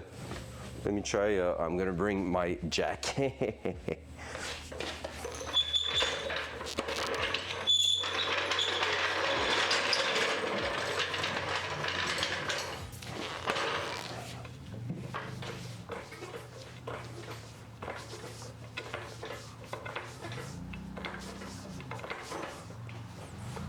Up. There we go. Easy. I use the floor jack to actually boost myself. You feel that? Oh my god. Yeah, I mean the part where there's no home, that's no big deal. I don't mind, and it's a 70. But the part where there's home and everything, I like, that's a no-go.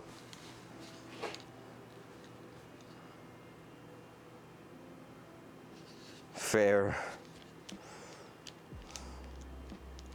But yeah, it's just the way like people when they're like I don't mind, I'm doing like over 100 kilometers an hour when there's no home or anything, because at this point worst case is animal or something like that.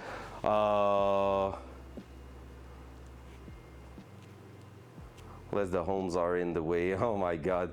But yeah, because basically when there is home on both sides, you never know when a dog or a kid or something's gonna cross the street, and like I hate it. I just hate it. Like right now I just heard a guy that was like all the way down to the floor on the throttle pedal and probably doing like 80, 90 in the middle of like the neighborhood. So like, I mean, if Flo is taking out midnight and there's a dog on the other side of the street, it happened a few times, and midnight just went, oh, a friend, and just crossed the street. And guess what? A dog is not actually looking left and right before actually crossing the street. And like those fuckers are the kind of people that could freaking hit my dog. And if they hit my dog, I may hit them in the face, not gonna lie. Especially if I heard them that they were speeding. If there's no stream for quite a long time, guys, you can maybe assume that yeah, something happened. Maybe I'm in court for hitting someone in the face. Okay, sounds good, Orange, deal.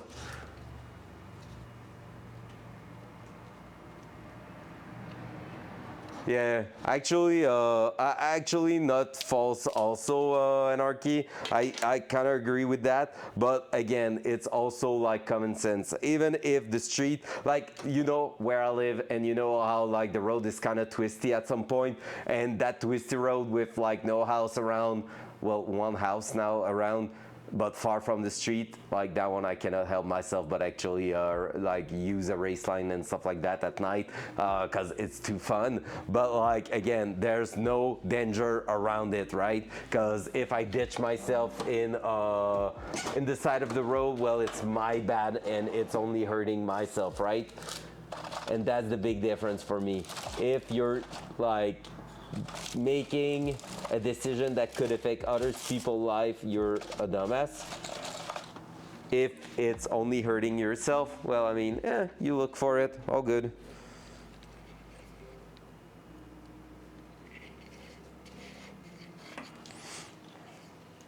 All right, now what we're gonna do is actually crimp those two wires. I think I don't have removed enough.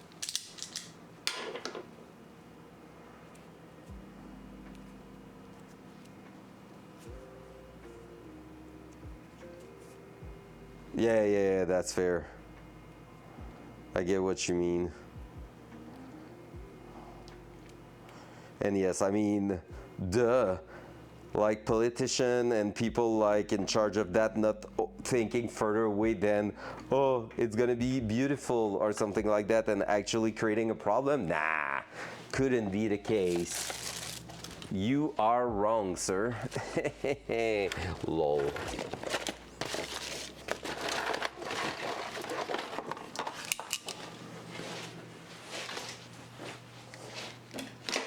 All right, let's grab that here.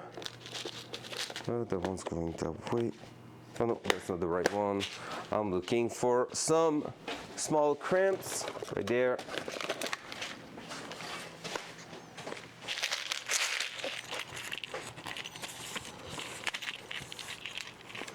Right here. Just what we're gonna do now is actually use some small metal stuff to just go ahead and crimp that on top. So I'm gonna just barely start it, so that way it's easier for us. What I'm gonna do is that and this.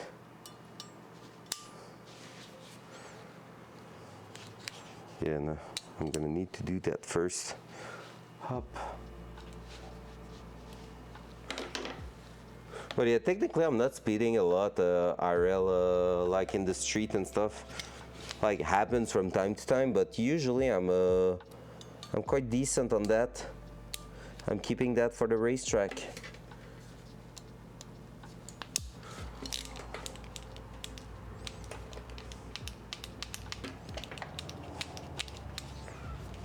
Can you please get out? There we go. That's crimped. Let's push that on top, and now we're gonna be able to use the heat gun to actually protect that. We're gonna do the same thing on the other side with the black wire. Let's open that up. And I will use only crimps because basically you don't really want to have soldering down there, just because it will eventually go bad and like break the cable. That's me dropping my mouse. At least it didn't click on stop streaming. That's pretty cool. Let's put that away. Up. Ba-ding, ba-dang. There we go. So a little bit the same way. Let's grab a shrink tube. Super important.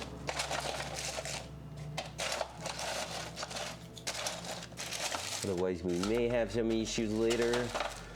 And I thought I found a bunch of shrink tube the other day when I was doing my cleanup right here. That's some, did I put them somewhere else?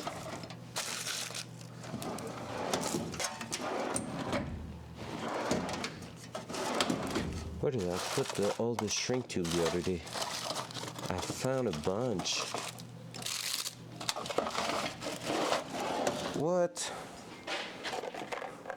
Is that a 4-to-1, that one? Maybe that one will work. Oh, there. 2-to-1. That 2-to-1 I think won't work compared to that 4-to-1, so let's use that one here. It's a little bit too thick. Let's cut it down.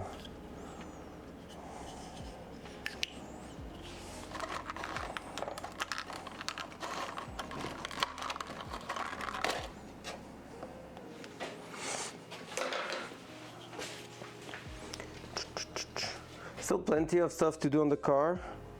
That's cool. At least we're getting nice progression. Let's do that. But the list for today is starting to go lower and lower. That's also amazing.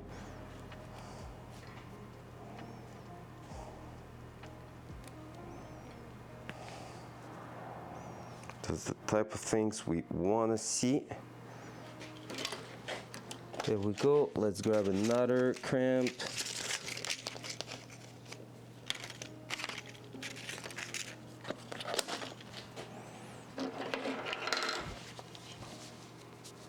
So what we're going to do after that is go on and put that tube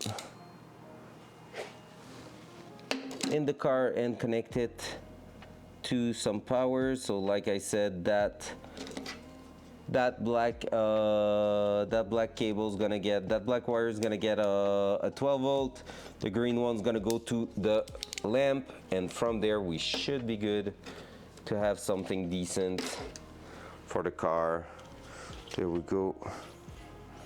And now there we go. And all we have to do is actually heat those two and get them to seal. Whee! So let's grab the heater gun out of there. We have the extension here that's already disconnected, so screw that. We're gonna go grab the other one over there. Up. And anyway, I need that to be done like this. There you go. All right. We're getting progression, guys. Starting to get some progression. So let's go with one at a time because right now it's trying to fly away.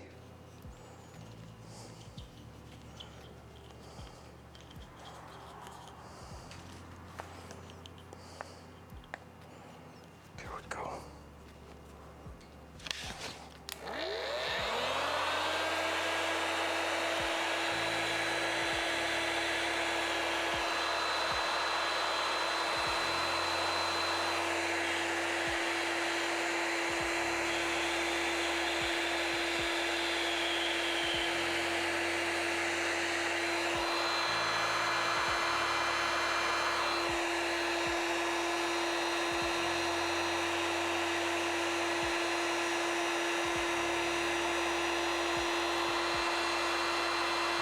Slowly but surely, gonna get it done.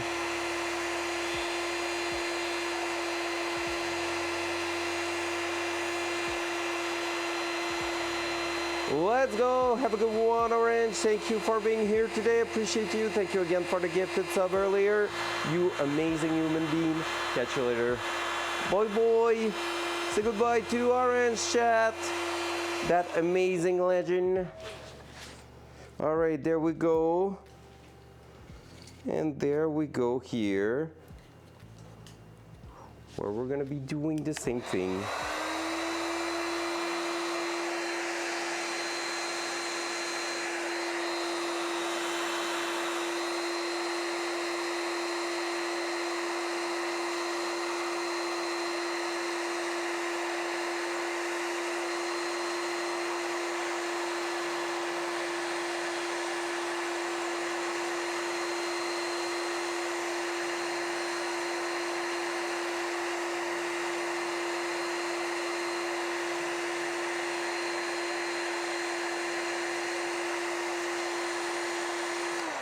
There we go, bam.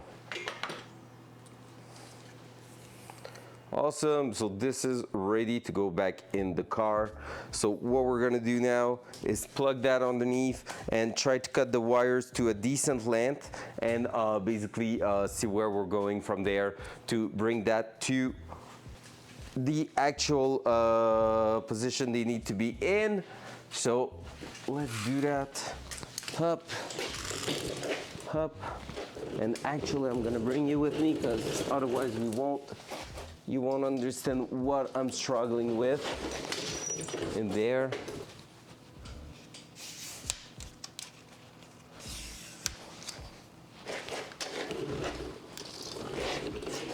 So what I'm gonna do is probably this.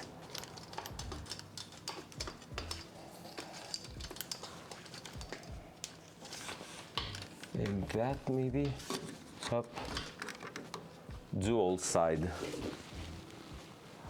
All right, so you can see right here, so this is the connector we're looking for. So that one basically must go towards the front somehow, because that's where the connection is.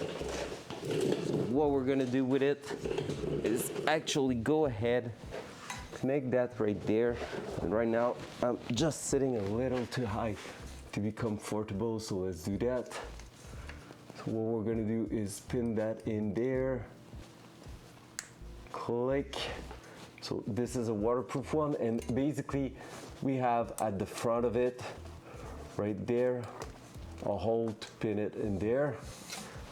That's where we can start moving on. But first of all, I want to remove that duct tape on the side of the transmission.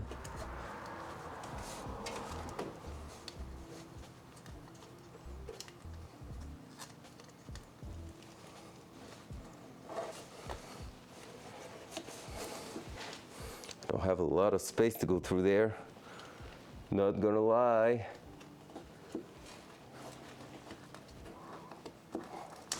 There we go. So let's remove that. And what I'm tempted to do is to try to bring that towards here, Maybe from there, or maybe from the top. Phew.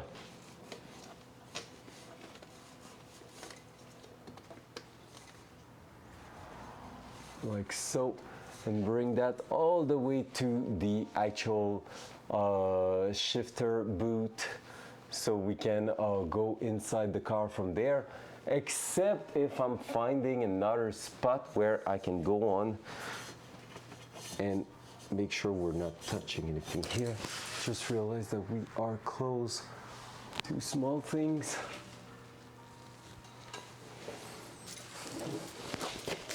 Up.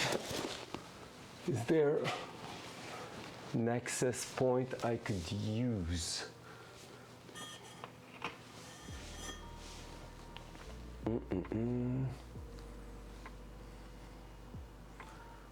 Technically speaking, I know of one, but that's not the right answer. Or maybe, let me check that out. Isn't there a place where I had an actual access point?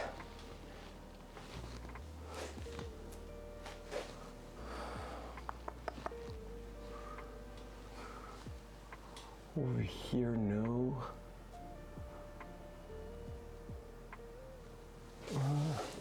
Just trying to see if in the floor pan I don't have a spot where I put a plug that actually could be used for what I need to do. That is not, that isn't. There's there, but that's not what I'm looking for. There isn't right there. Because I could always throw that to the other side also quite easily and then push it through in there. That would be kind of awkward, not gonna lie. I'm more and more tempted to go with a fused constant 12 volt on it, not gonna lie. Because it is kind of rough to figure out where to push it through and how I'm gonna connect it inside.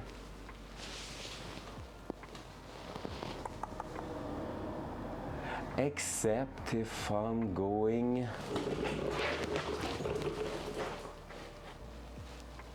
no, not there.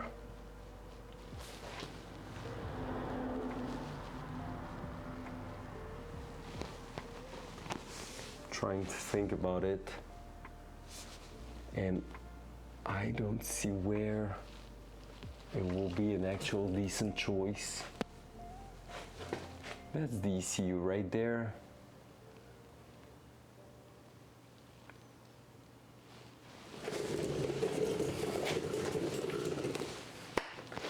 I'm tempted to go check if I can actually wire it to the ECU. But that's a solid 12 volt, and I think the ECU is outputting some 5 volts only. Which will make sense because you don't want to get those lights into some troubles, like into some, because it's some bulbs and all. So it's like asking a bit of power, incandescent bulbs. So yeah, let me move you a little bit down. You're gonna understand a little bit more. So basically speaking, what we're looking at is those two wires right here. We need to send them inside the car, both of them. So the idea could be to push both of them through the actual shifter boot and figure something out from inside the car. So we could go all the way at the top there. And from there, we could basically go on and send that one at the rear for the actual usage, the reverse lamp, or we could try to send that at the front or the back again for some power also, so it's hard to tell. Yeah, I think the idea of pushing that through here though is probably the best. So I think that's gonna be our first move. We're gonna do that. Or maybe I could send them through one of those holes that we're not using anymore. That could also be a thing. Something just fell on my face. So we won't have the choice in any cases to go on inside the car and remove the actual center console. And then after that, we might be able to go on and do something else out of it, like bring that there. All right, let's do that. We're gonna drop the car, go inside, remove the center console, see where we can push the wires in, and see what we're doing with them. Front cam. All right, hopla.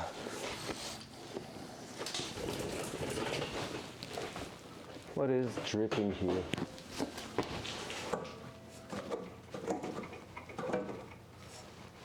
Still some condensation, that's crazy. So you're actually leaking from there, that's insane.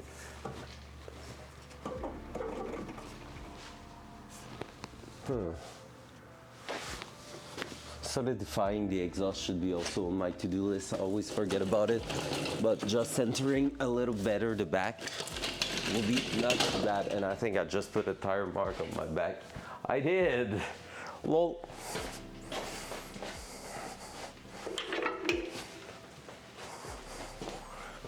That.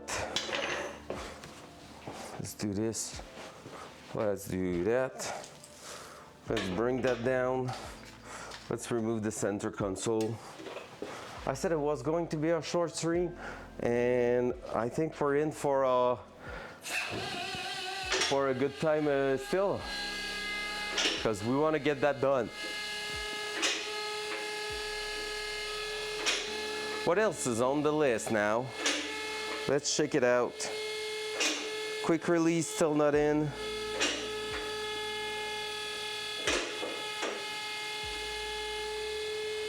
Reverse switch, that's what we're doing. Yeah, that's pretty much the last big thing before waiting for our quick release. That is still not there. Shit, would be so cool. Let me set that up.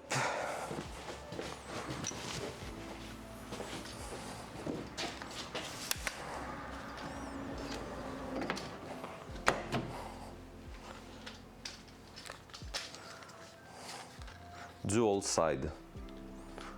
So my idea right now is to bring from there, like right at the bottom there, the wires through, and so that way we could actually access it really easily. I'm gonna go from the driver's side just because I feel like it's gonna be easier. Also, I think I need a square screwdriver to remove it. It's only 3 screws to remove to actually remove the center console. It's a really easy unit to remove, not gonna lie.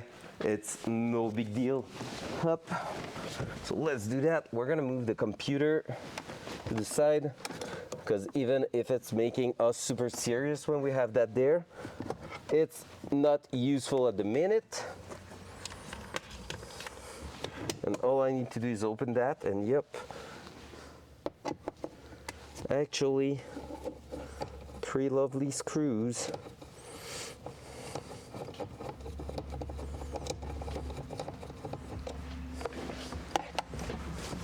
I just thought maybe I'm gonna be able to split into something else. I'll need to take a look.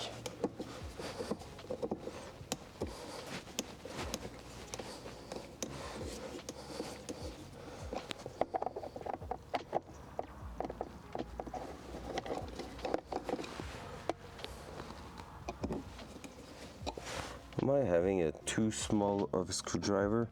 Because those ones seems like they are almost rounded up.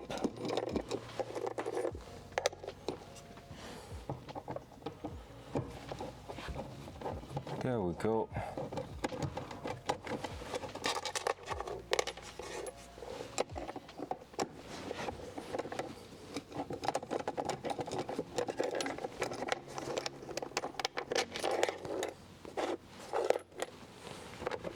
So just like that, I can easily pull that out. However, we have the electric window switch in there, that's true. So I won't be able to go too far with it. Then after that, That one here is kind of stuck there. Let's just see if we have access to some other holes there. That, yeah, like that one here, that will be perfect.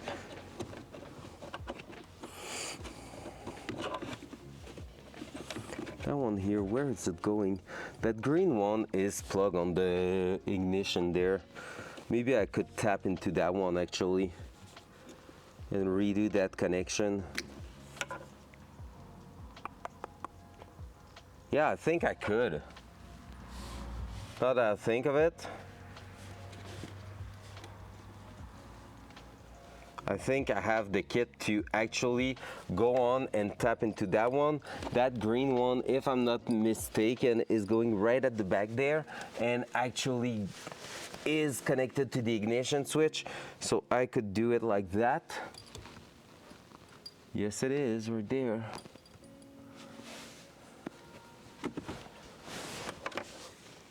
However, that one is just a small signal. Is it dangerous to, let me go check the manual again. We're gonna double check to make sure what type of fuse was actually planned for the rear lamp, because like right now I'm loading up my ignition wire quite a lot. And it's not like when you're reversing, it's like turned on for a long period of time. It's usually like only a matter of a few seconds, at top a minute. You're not reversing like for a full minute usually. It's less than that, so could still be doable. But yeah, I just want to really make sure that we are not actually creating an issue in the car. But technically, if I was to repin that with a double wire sticking out, we could actually get quite a decent outcome out of that, because I could plug that with the wire getting in and sending the other one to the rear, and yeah, have a really nice, decent setup there. 12 volt signal when we go on reverse. So when we're doing that, as soon as we do that, it will actually trigger the rear lamp.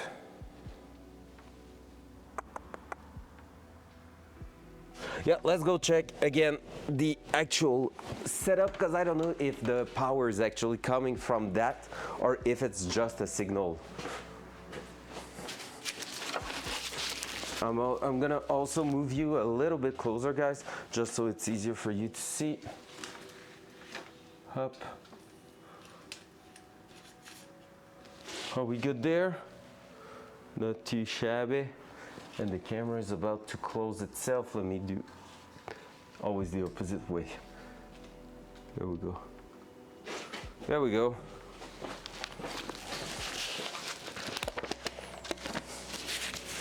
Let's do this. Back into the manual. That we don't need. Almost right in the right spot. Backup lamp.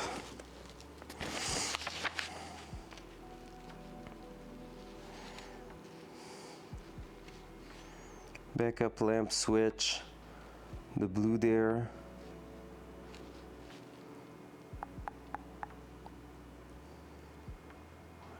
Going to the back there. Yeah, that's a ground. So yeah, this is the actual power provider for the bulbs.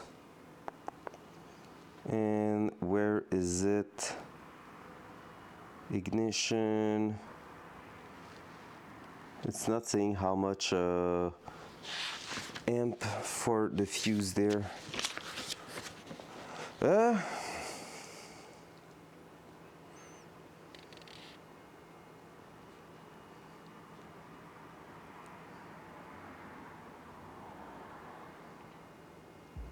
Oh yeah, right there. 10 amp. It's a 10 amp fuse. And this is mounted with the other thing there, which is, let me check. So the F channel there. We're geeking out, chat. I'm sorry if I'm losing you. F channel is turn signal, backup lamp, seatbelt warning, and ASDC. So yeah, it's a bunch of things already in there technically. So I think we're good.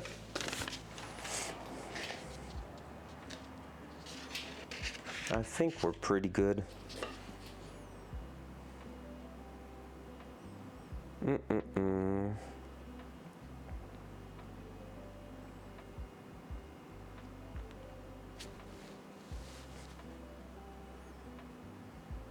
But again, this is not telling me exactly what I'm gonna be putting it on if I'm connecting where I'm talking. So let me check, double check something.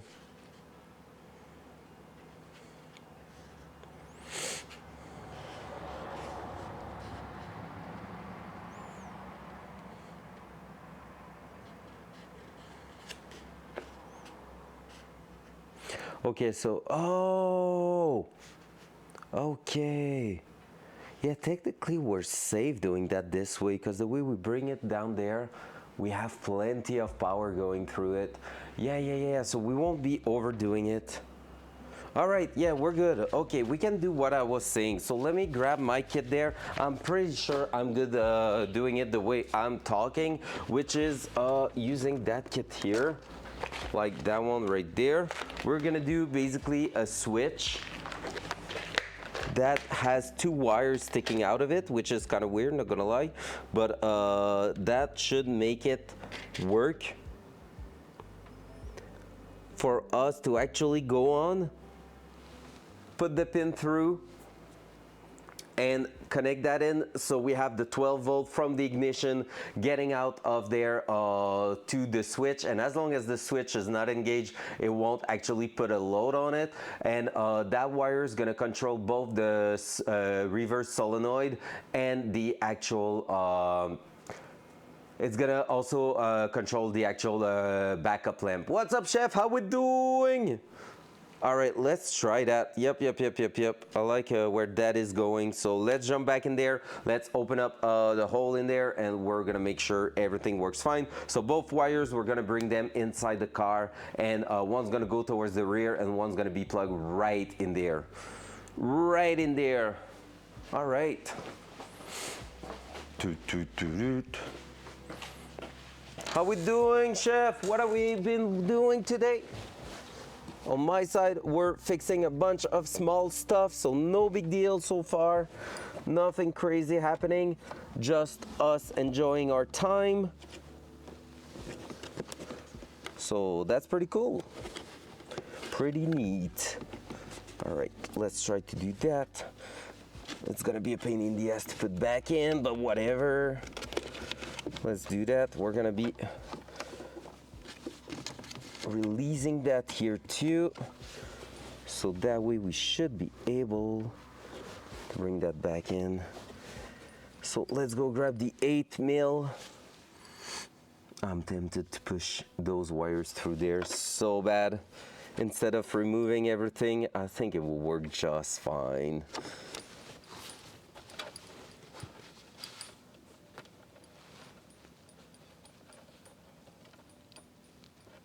Nice, let's go, baby. Love to hear that. Love to hear it, man. That's awesome.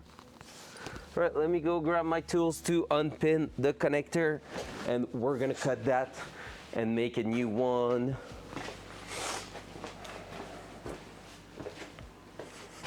That's freaking awesome, chef. Where's my tool? I had them yesterday in here. Do I still have them in here? Maybe not.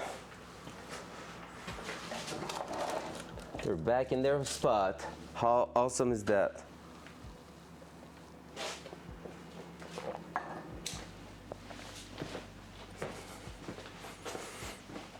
On our side, we've been playing around with a bunch of things. I also played a lot in the ECU software yesterday. We're gonna be adding soon a new map that will basically put everything in a working state here on the keypad. including I'm gonna have a 4-position boost button right there. So even when I'm stuck to my seat, I'm gonna be able to press it like that. And basically it's gonna be 7, 10, 12, and 14. Well, no, 7, 10, 12, and 15 pounds of boost, of max boost. And then I'm gonna be able to play around on each map to basically give it a behavior. So if I want 100% at all time, or I want progressive boost and stuff like that, I'm gonna be able to play with them. But yeah, so that, then pit lane speed limiter, just like a real race car. That's gonna be a thing. Then what else can I do? There's really a bunch of things I'm gonna be able to do with it. It's insane.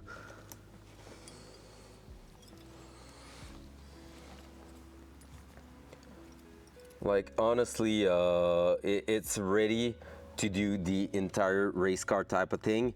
And what amazed me the most is for the price. Like the price tag is $1,500 to get your engine to work properly, but even there I'm able to actually go ahead and have a bunch of things for that price. I'm not sure I get how those are pinned in. Oh, is that right there? No.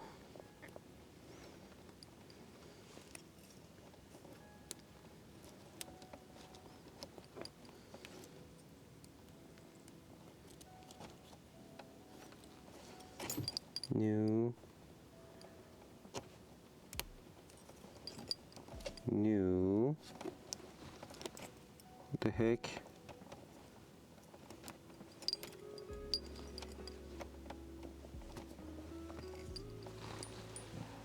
So yeah, that car is gonna be nice for that. Like a lot of possibilities. Can't wait to actually start using them. There we go. Oh no! The actual cable uncrimped itself, so it wasn't properly crimped in the first place, I would say. But now I have to unpin that. Figure out how to unpin it. It's probably the biggest thing I will have to do. Yo, what the heck?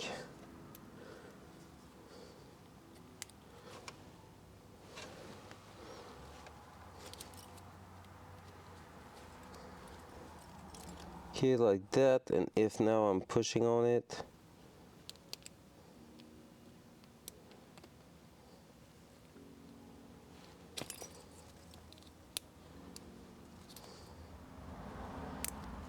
hello?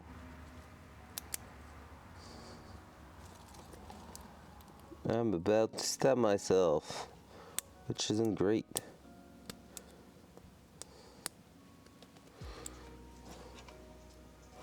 I'm about to cut everything and redo that entire connector, not gonna lie.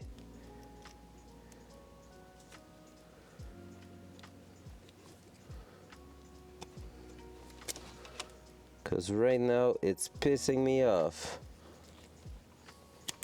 There we go, got it out. How is it working? I'm not even sure. There we go, that one is out. We're gonna be doing another crimp there. Let's go grab our wires underneath and bring that in. So basically we're gonna be redoing that crimp here, but with a double stack wire on it. So we're gonna twist them together and push that through. That should allow us to have a double output from that connector here, but both for the reverse setup. So that should be not too bad. So let's try to push that through.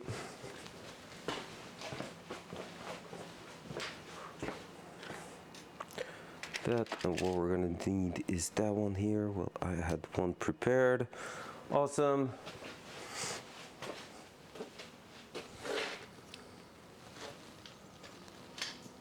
Front cam. All right, let's raise the car. Oh, let's close the trunk. So right now I'm gonna probably get a lot of the black wire, no, the green wire out, because that one's gonna go to the rear at the actual lights. Is that what I said earlier? Yeah, no, the green one's going at the light and the black one's gonna be the power. So that one's going to connect with the other wire that we just uncrimped now. So we're gonna go there, do the connection. Hopefully everything's gonna work fine. And from there we should be happy.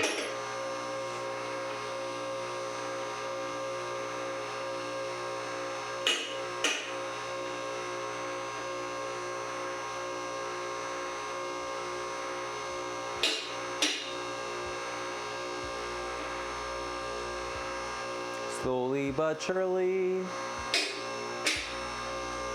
Oh, I left my cell phone in. No, I wanted to check if now the actual quick release arrived. I would love to finish this stream with that. It will be so cool.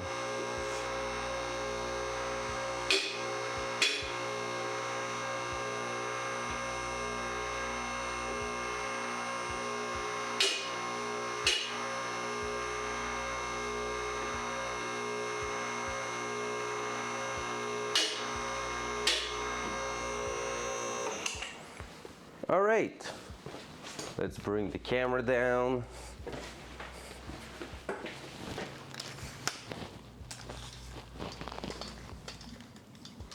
Dual side. All right, so from there, we're gonna try to bring you guys to see what we need to do. I'm gonna bring a small cutter also at the same time, because there's a huge chance we're gonna need those. That small cutter I had yesterday. Where is it? Where is it? Where is it? Where is it? It's right here.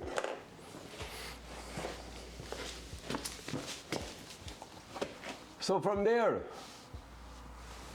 that's our cable that we want to bring towards the back. Over here. So those one needs to go up. So obviously the black one won't need to be that long, because that one's gonna be just merely going into that, and then after that it's gonna get done and plugged. So that shouldn't be too bad. Let me try to do that, do this, do that. So like if I'm taking a quick measurement here, anywhere around here will be more than enough. So black getting the power, and then that one, the green one here is the one that will get a lot of wire required to go all the way to the back. Actually, what we can easily do is go all the way to the back here and leave some loose.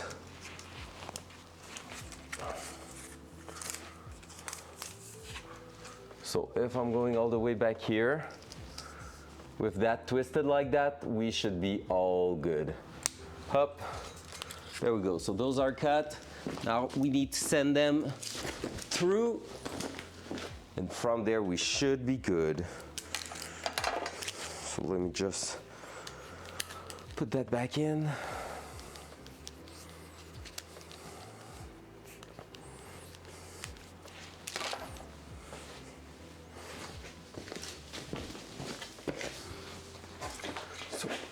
What we want to do now is actually go on and try to push them through there. So I will try through the small access hole I was talking about, because I feel like I have a good potential access to it. And yep, it's actually working quite good. And if I'm putting that one through here too, we should be pretty damn great.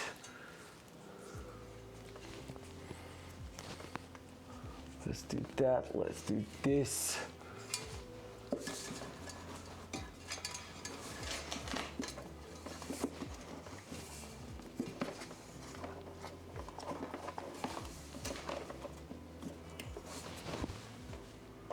Let's do that.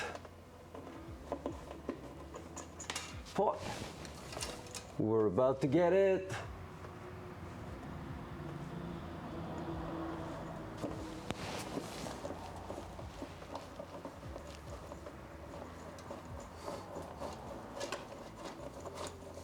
There we go. Now, can I access from the side here to just pull the wire through? Almost. I just cannot reach it by like almost nothing. All right, let's just bring down the car. Technically speaking, I should be good to grab all the wire and bring them out, but we'll see. Front cam. Front cam. There we go.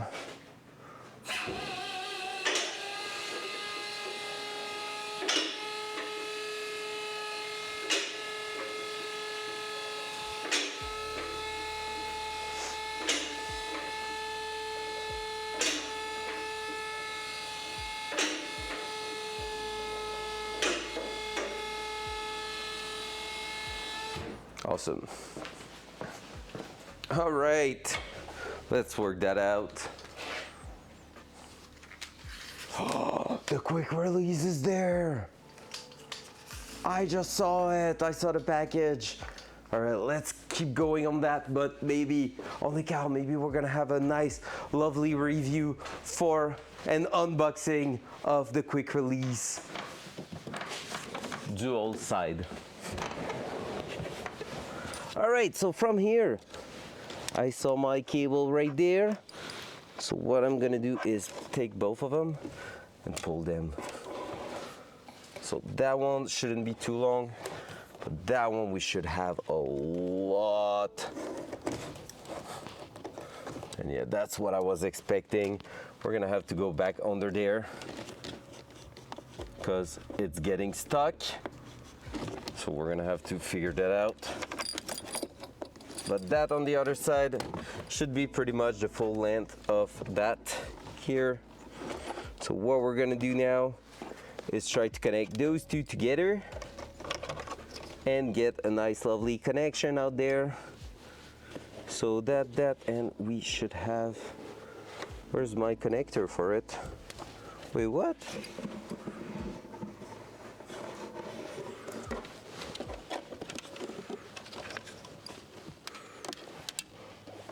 Where's my okay, it's there. Phew! I was wondering now.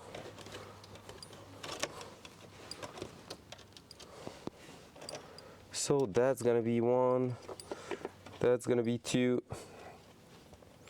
What we need to do is twist them together. And what I'm gonna do from there is just go ahead and basically start doing a crimp all together. So it's gonna be hard for you guys to see it because the way we're set up right now is kind of impossible to actually show it. But trust me, it's gonna work, I hope.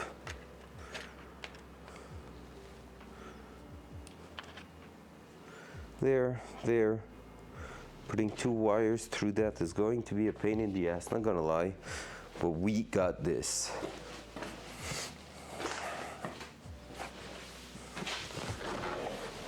Ugh. All right.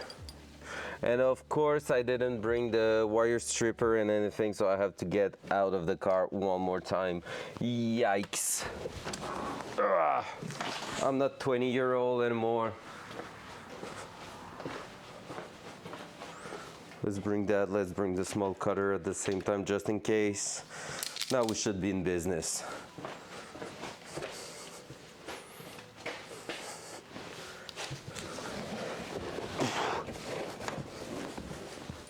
Oh my God, I'm old.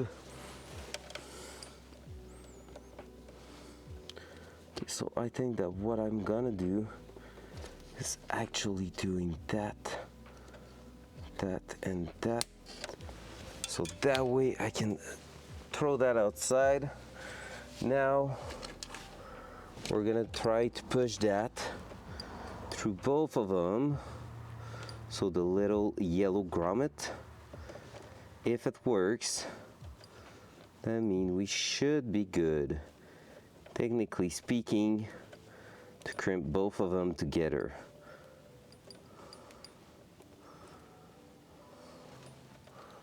Otherwise, I'm gonna do it a different way, and maybe that's what I should do actually, and just go on, make a connector there, but do a crimp around here so that those two cables are actually connected together at the bottom there with an actual shrink tube on top. Oop. Yeah, I think that's gonna be the easiest way, because putting two wires through one, I mean, I'm gonna give it another try, but I think it's gonna be real rough.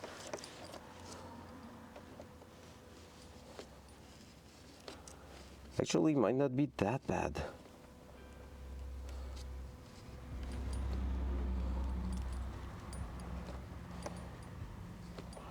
Let's see.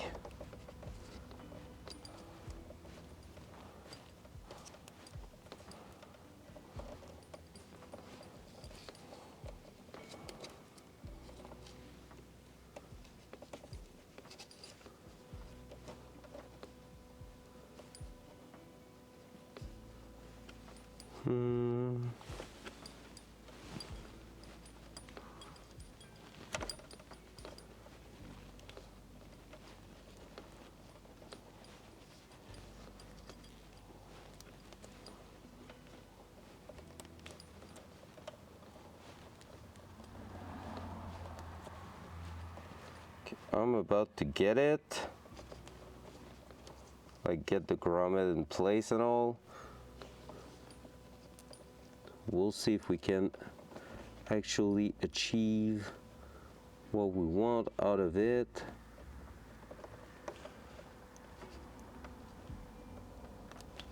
So that will be awesome.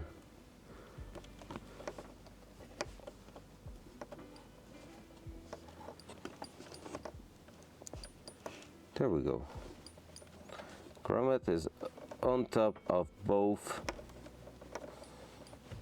wires. I don't know if it's gonna last like that, but it's worth giving it a try. So let's do that. Now let's strip both wires.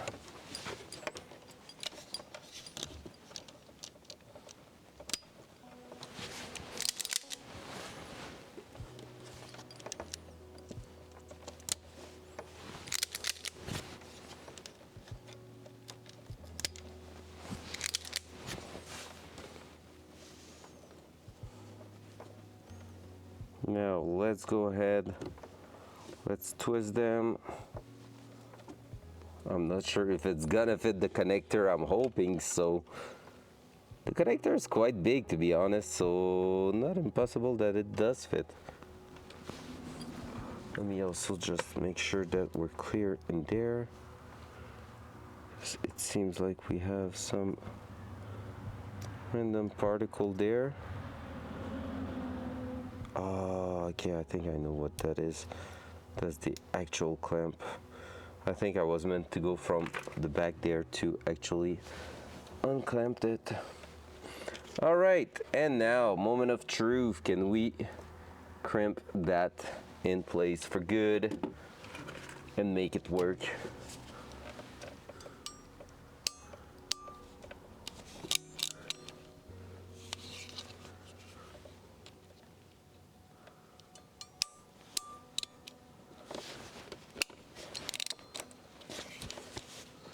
Yo, so far so good.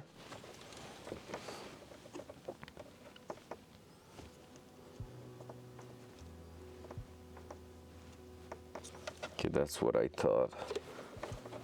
I think I've damaged the connector a little bit. Let me try to fix that out.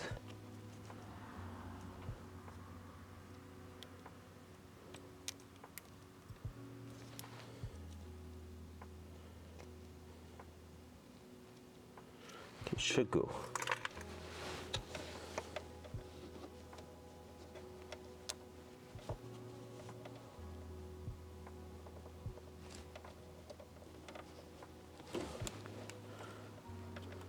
I said it should go.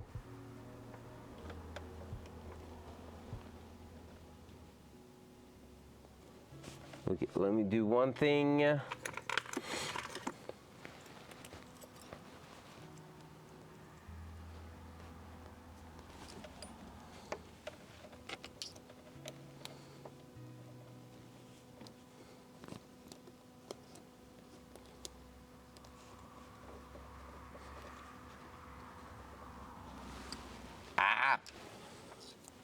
So guys, I'm trying my best, but it is kind of rough right now to get it to its position. So let me try to see what's wrong with it. Is that through the bottom? I should be forcing on that. Because worst case, I'm gonna go ahead and change the connector, you know.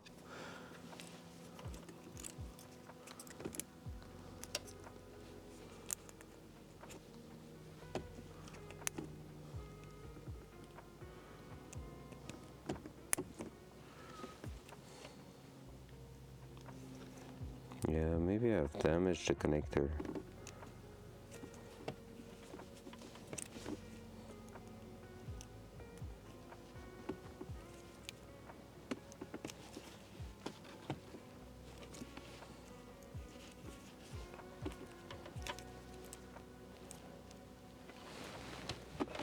What the heck's going on in that?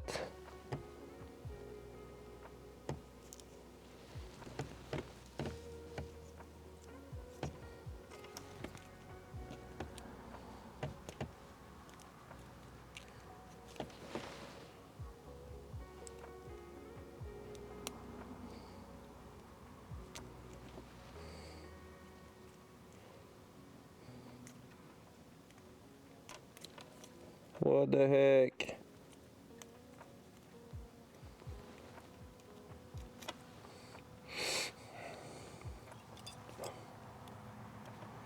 Okay, what can I push through that should work?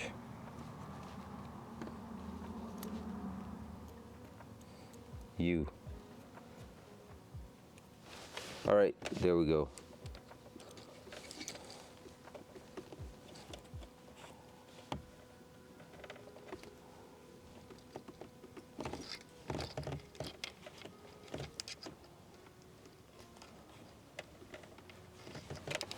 Or not.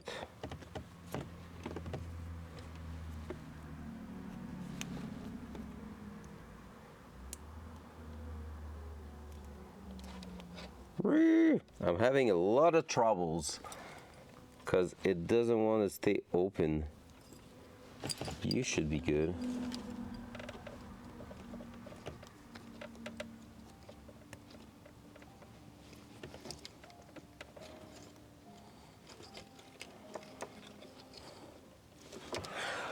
Oh my god. Okay, so if I understand well, I should be able to disconnect that other side there, and if it works, I'm gonna be just changing the connector. Because right now it's a pain in the ass.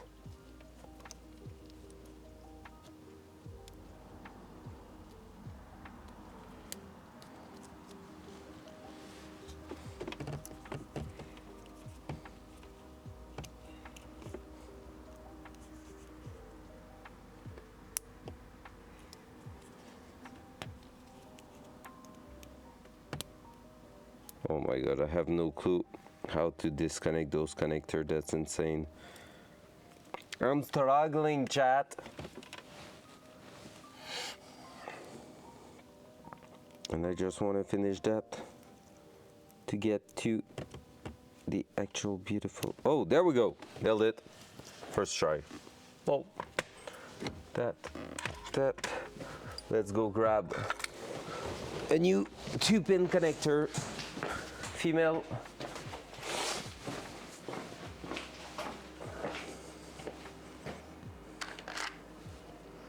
Yep, like that. Let's make it work. How about that?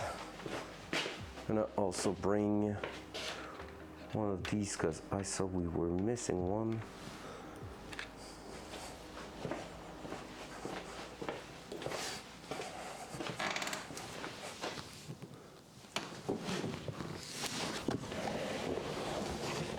Up.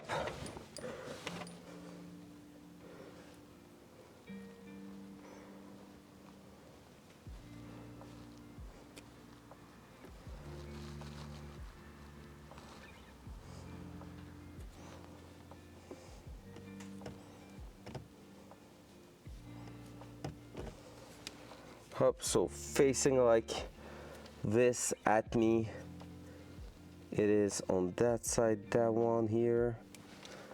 So going like that. Click, I heard the click, that's beautiful. And now, that one going like this. Just do a nice little clickaroo. Click. And can I put the grommet back in? If I can't, it's no big deal. That will be awesome. I just think it's gonna be a little tight. Bam. And now if I'm doing this, click, that will be a win.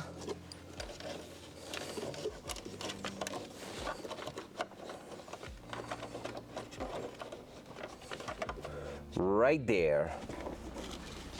All right, from there, finally, progression. Let's start moving towards the back because we're gonna follow those wires right here to go towards the back and bring that power to the actual lights. So we're gonna need to go under the carpet. That sucks. But hey, it's part of the game. If we knew that before, we wouldn't have done it this way. But let's go, let's raise the car. Let's make sure we jam the wire from underneath. And then after that, we're gonna be basically pushing the wires in, like the last wire in, and we're gonna just quickly connect it and make a test and see if we can actually get it to turn on the backup lamp.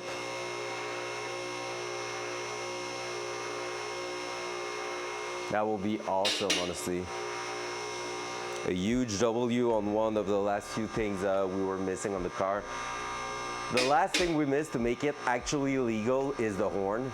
So we're gonna check to buy some horn and install those, but that will probably be a little bit later on. Front cam. Actually not the most interesting thing you were seeing.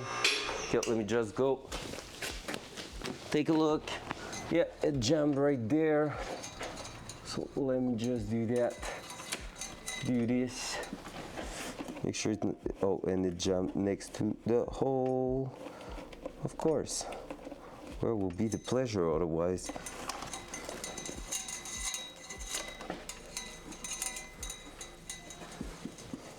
Hello there. Hello there. Who goes there? Inazke! How we doing, sir? Hope you're doing amazing, man. We're having some huge W right now on our side, and it's fun. At least for me. I don't know for chat. Not the most interesting stream, because it's again like some wiring shenanigans and stuff, but hey, part of the game, man. It's part of the game. Doing great. I love having W's, you know, so that makes it easier on me for sure. Okay, are we all the way in? Imagine if I'm missing like 3 inches to get to the back. I will be so pissed. No, we're not all the way in. We're still missing just a tiny bit of wire because it did the same thing there. Now it should be pretty good. to go right in.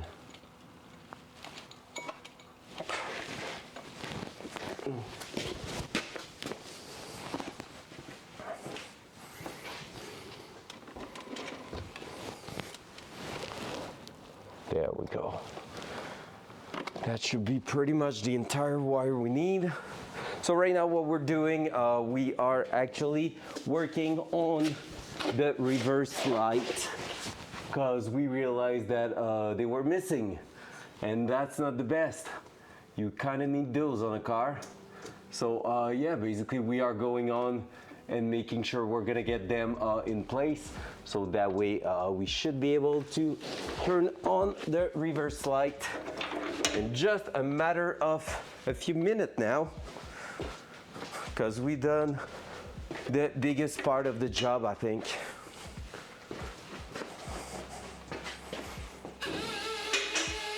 And after that, I'm grabbing a quick release that we just received and actually trying to install that to see if my driving position is better than it was already, because like at first it was awful, now it was decent, but I feel like bringing the steering wheel towards me will help.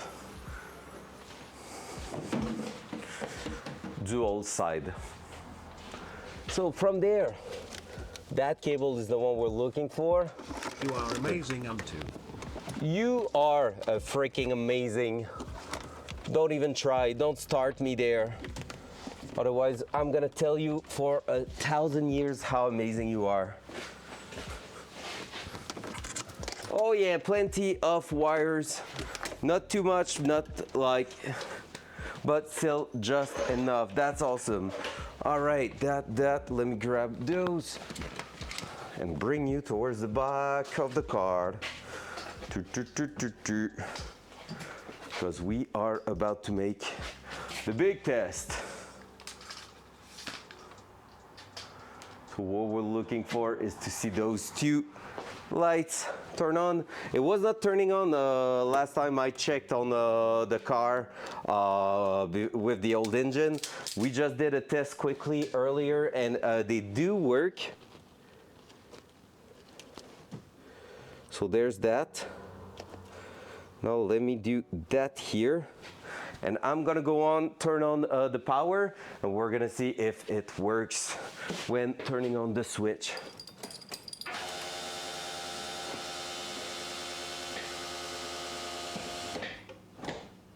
Hey, look at it. Reverse light. And it shouldn't make the wire hot at all. Let's go! All right, let's hide the cable and connect it properly at the back. Look at that, we have some reverse light. Heck yeah, baby. That's gonna be awesome. Let's turn off the power there. If that's not great, I don't know what that is.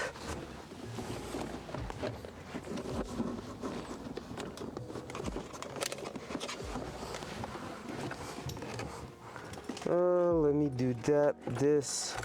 I'm gonna remove you from there.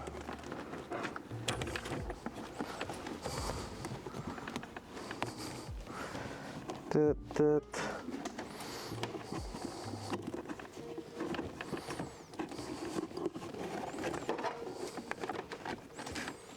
So what I need to do now is to make sure we are actually covering that wire, because I don't want it to be seen anywhere around there.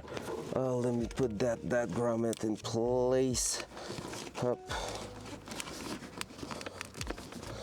Up.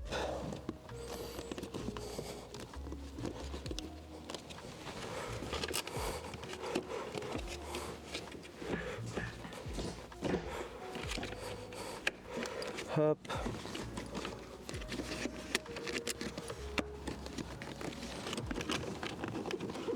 That there. Awesome.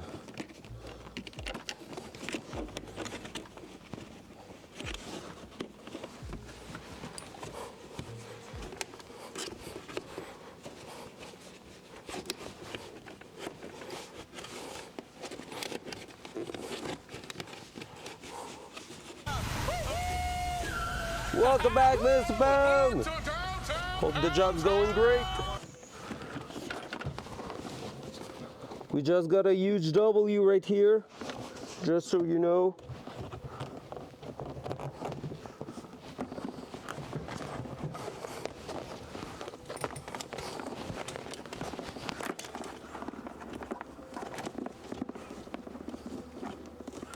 Because now we have a proof that the rear lights are going to work. So that's huge. So now we're just making sure the actual cable will go through properly.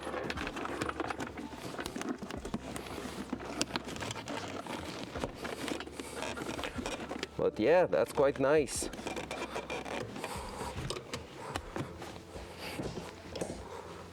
That. Let's hide it in there. That. Up. Like so. Like so. Interior almost back together. Oh. I'm sad. I told my girlfriend to take the last muffin today. I made some muffin after Sunday because that was a deal on Hogstream, and I told her to grab the last one, but I now regret because man, it would have been good to get inside the house and grab a muffin. But they're gone. Oh, I need to watch out. Got some grease on me. Don't want to be destroying my new seats with some dirty slime on them. All right, now we need to bring those towards the back. Muffin time. Who wants a muffin? Please, I don't want to die. I just want to die. Lol. I always messed up those lyrics. Lol. All right, now we need to get there. Oh yeah, we need to also seal that. Lol. I'm forgetting a lot of things in that car now. Up. Up. It's impossible to have access to all that. I'm telling you right now.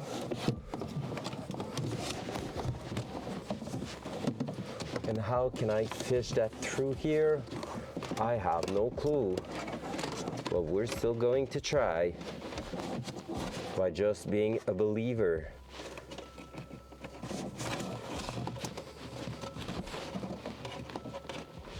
So far, being a believer doesn't work.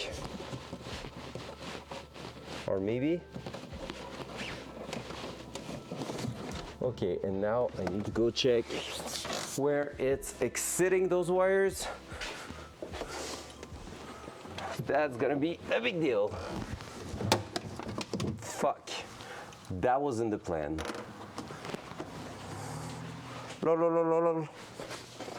Did I broke it? I don't think I did. Oh yeah, I did. Shit. Oh well. Well, now we have access. I just broke the flippily flip part.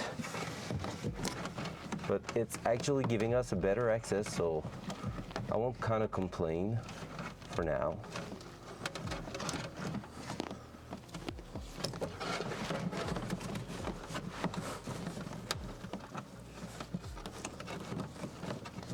I'm sad I broke the flap.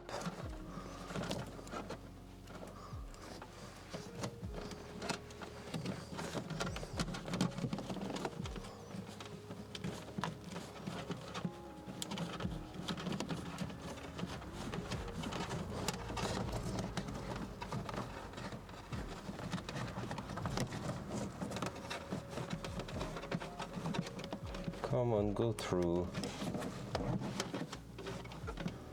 Don't feel like you're going anywhere, right? Nope. Okay, let me try something else. We're gonna try to put a wire still, a steel wire, through there, and that should help us. I tried to go too fast and I broke something, but at least it's not the biggest issue that.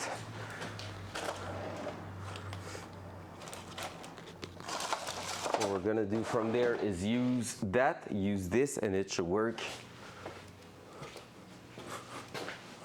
dual side. I don't know why it changed, but there we go.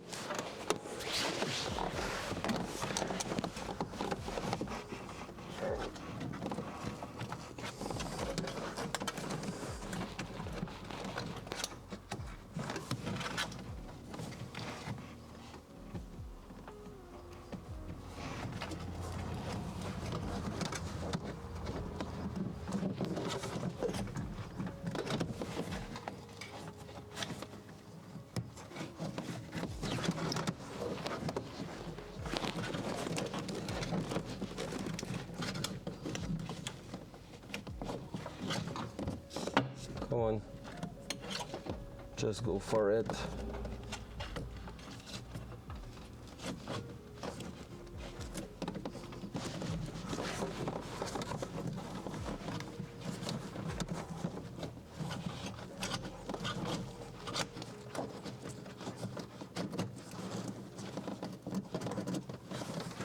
There we go.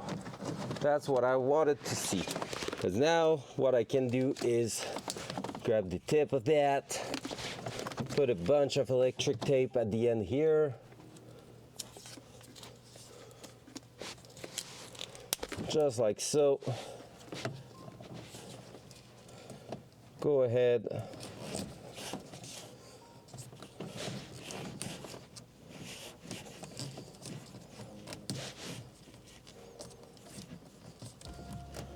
Just like that. Awesome. And from there, I'm pulling that through. That's the best way to fish a wire.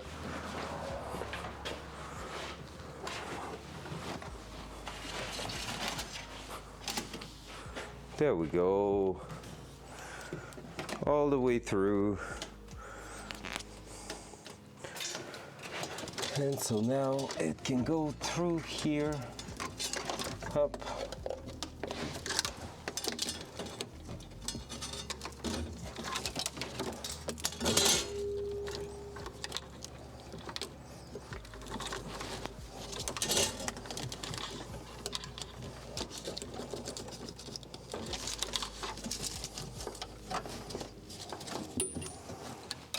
Maybe not the best idea to go too crazy there, just in case we need to pull out some wires there.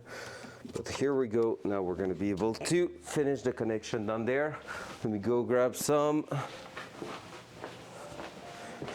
of the equipment down here. Am I going with a single pin connector? That could be an idea, to be honest. Just because it's going down there, if we have to remove it. But I think we're good. We don't need that. Just need something, and I'm gonna keep a bunch of wires, so if we have to cut it one day, we're gonna be able to just redo it quickly. So there we go, there we go. We're gonna bring that. What I was looking for was a shrink tube. So let me grab my 4:1 ratio shrink. We have a small piece left here. And what I'm gonna do also is bring those crimp here. So a small one there, up, grab my tools on this side. And I have the other thing there, but I have that one there, that should work. So right now I'm working all the way down here. What we're gonna do is actually go ahead, bring the wires, keep a little bit of loose, cut it, click, do that, push the shrink tube through, super important.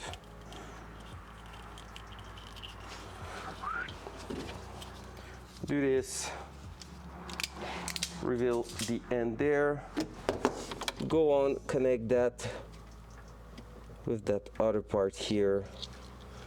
It's such a bigger wire than what we had. That's perfect.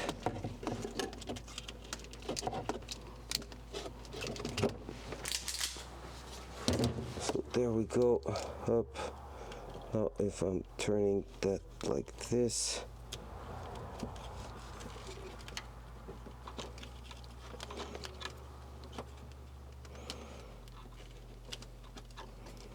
then like that, solid connection. Now we're gonna put that small piece here in place. Let me just barely start it.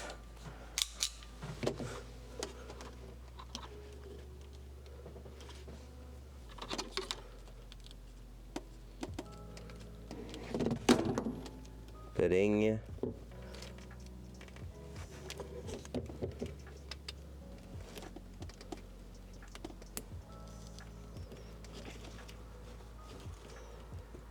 Let me please push you through. No, not up to my taste that. Come on. All right, I think I just closed it a little too much.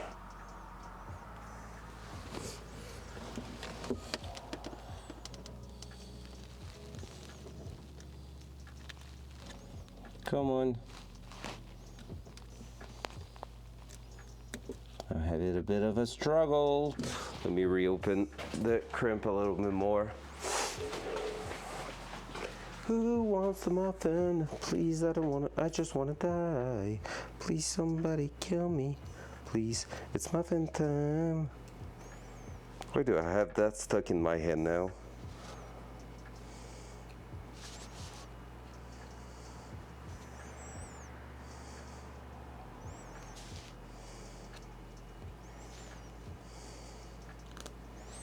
There we go. Habla. Oi. Oi. Bringing chaos to my garage. Nothing you should say.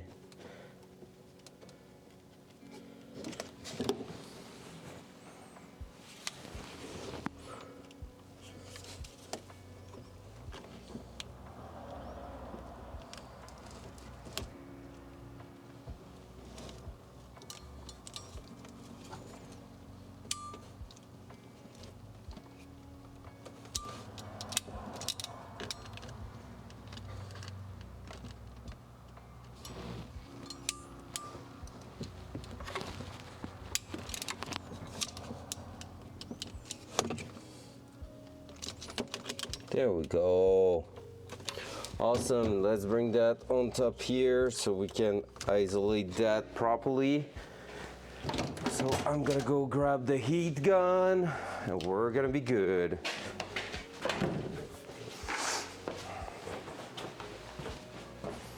I think only cow's actually working or he's done with his day. We will never know.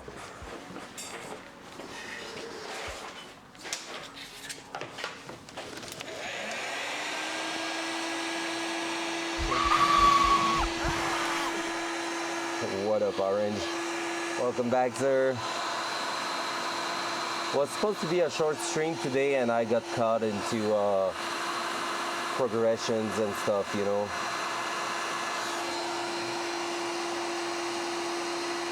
I thought we will be faster around some of those things also, but I'm quite happy with how it turns out still.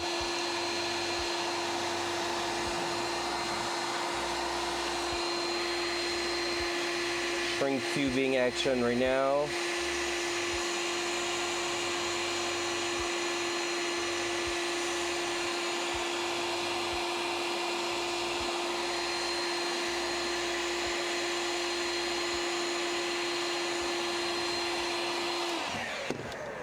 Bam.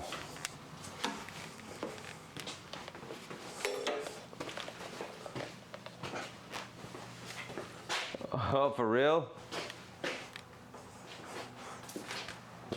That's kind of rough. What do you mean? Is that like a place to fuel that has a huge discount on Wednesday? So there's a 45-minute lineup. If that's so, it's kind of crazy if you ask me. That's insane. I don't know if I will have the patience for that. I mean, not that I haven't done something similar even in the past, but yeah. Yo, we're about to get some stuff strapped in there. Oh, okay, okay.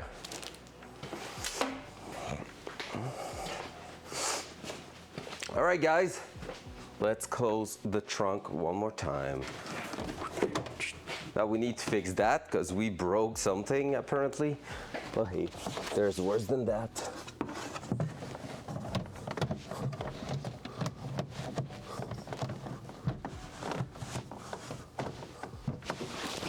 There we go. Up, up, up.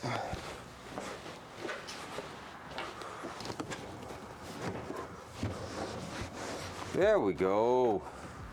Like it was nothing, and let's double check.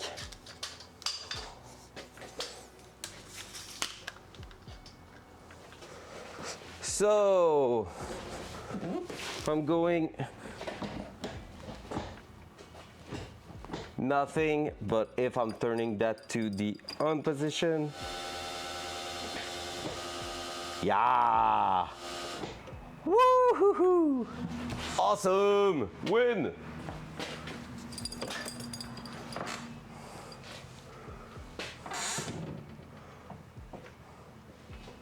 Ah, that's cool. Front cam.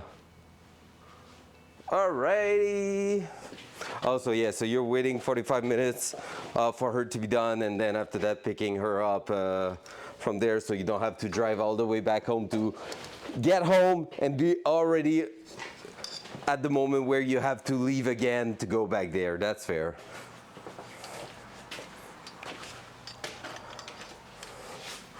All right, where's Only Cow when we need him? Because that next section there is super important for him because he has a wobbly steering wheel. So what we're gonna do now, we're gonna be testing our brand new freaking quick release. So for those who don't know what a quick release is, it allows you to basically remove the steering wheel really quickly, quick release, and basically remove it so you can get in and out of the car. It will also act as a spacer in our case, and that's why I'm buying one, but that spacer will make it hard to get in and out of the car. So what we're gonna do now is try that. So dual side. Okay, that camera is not really lined up. Wait for it. There we go. So, let me just test which one it is. It is you, sir. Awesome. There we go. Hup. Hup. It's already nasty on the carpet of the Datsun. I'm sad. I stopped removing my shoes already. If pulled too hard, yeah, kinda, but actually it's not supposed to. All right, let me go grab it. I'm gonna leave that right there. That's the tool for the steering wheel. Let me go grab it because it just freshly arrived this afternoon.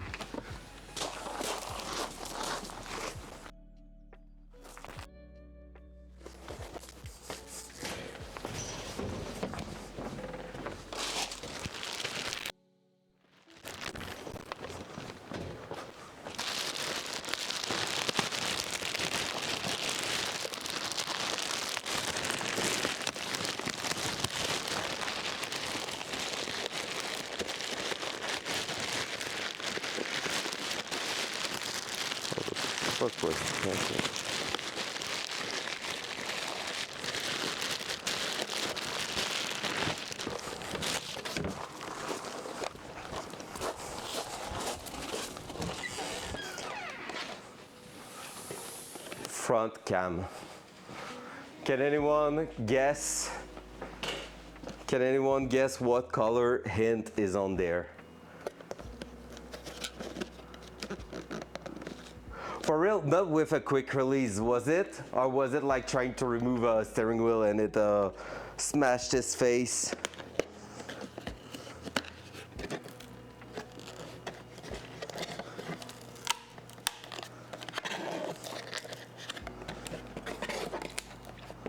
All right, are you ready for the reveal, guy? I bought a special anniversary, 10th anniversary NRG quick release.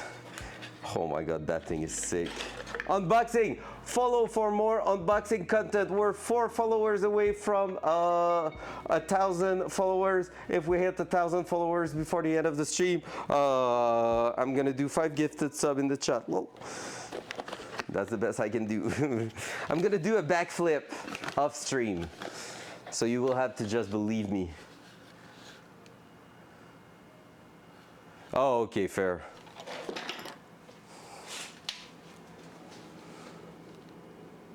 Look at that unit, guys.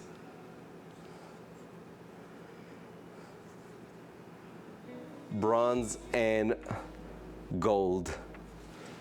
You won't be able to see it well, right? I'm gonna try to. Come on. There we go. Look at it. It's dope! So we're gonna install that in the car. We should be able to get something out of it real easily. So yeah, let's do that. Dual side. Dual side. There was actually a purple one, but I decided because I didn't want something too flashy in the interior. We don't have really any purple hint in here, so I decided to go with that instead. And honestly, I feel like in the interior here, it's actually going to be looking sick. So what we're gonna do now, we're gonna be basically loosening all the bolts. Oh, I need to check what's coming with it too, because those are technically the bolt for the wheel. And that's gonna confirm if I'm buying the same type of steering wheel, if I need a dip dish or whatever.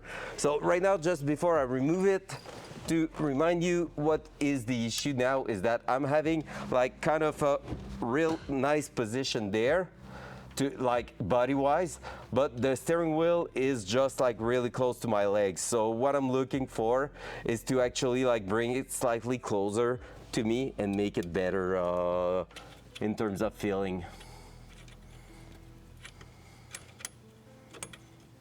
I don't know if gold is more flashy. I mean, yes, but since the car is gold, from the outside it won't hit that much. It won't create a contrast like, you know. And the bronze on it, I feel like goes with like the wood grain a little bit more. So that's why I went with that. There was one with carbon fiber, which I almost took because of the shift knob, but that is meant to change eventually. So yeah, we'll see.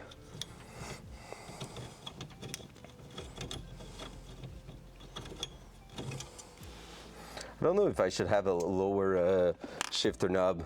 Maybe eventually we're gonna buy one that is like a real shorty type of knob and see how it feels.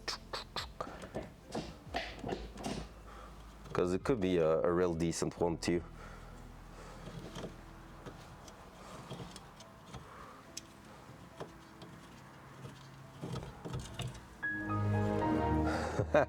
That's what the steering wheel just did there. Doo, doo, doo, doo.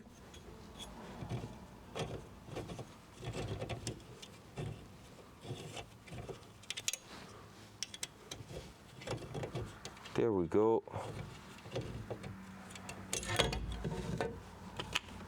So basically that should bring that to Done a here. mistake, guys. Wait for it.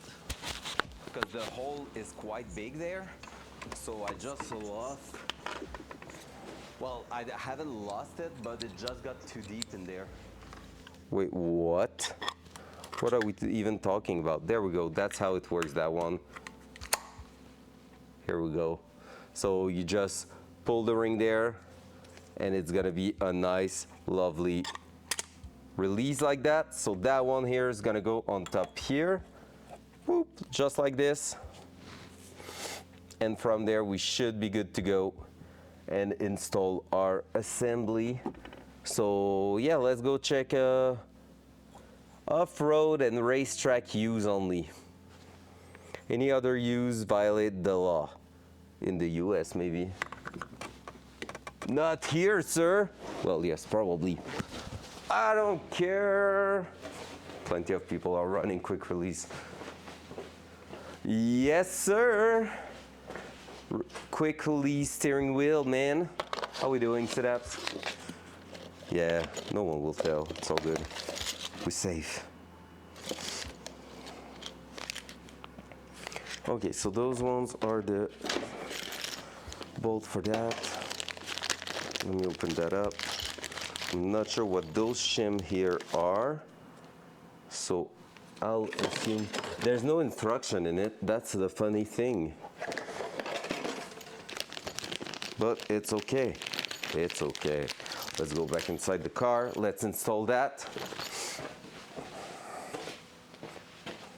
And basically, I was about to buy a dip dish steering wheel, which would mean right now that's what we call a 37 millimeter dish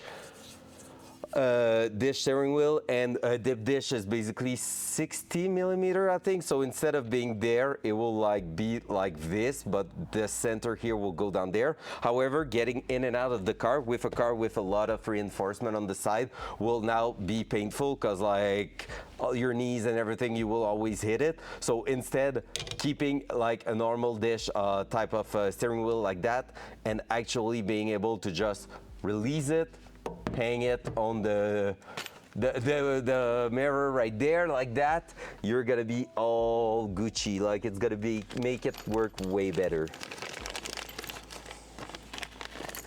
There we go. Hopla. And now let's do this. Let's do that. Let's go with this.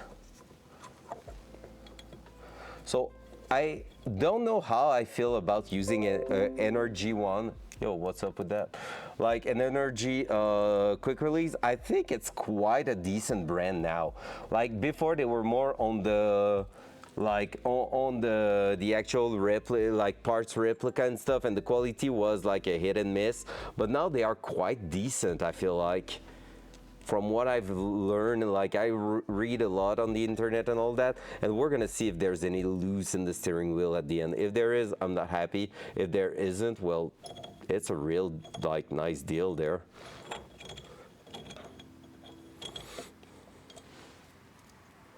Because it was far from being the cheapest, because the made in China and known one are like really cheaper than that, like half price. But that's the first like decent brand I feel like that has a decent price. It's just your car steering wheel, yeah, right? That's why I didn't went with the cheapest, because Only Cow has a cheap one in his RX-7. It wasn't there when he bought it, and basically first thing I noticed when I was about to drive it was that it was loose once it was clamped, and I was like, man, that's awful. Like I wouldn't trust that a single minute. That's why I'm gonna be changing my steering wheel, by the way, because this is a made in China steering wheel. So usually the metal part are just going in here, and the wood is pressed around it, and so it's not actually a full ring of metal, so it tends to bend if you're putting too much stress on it, which isn't ideal, and it can break. So instead, I'm gonna go with a decent brand, like probably a Momo Heritage steering wheel.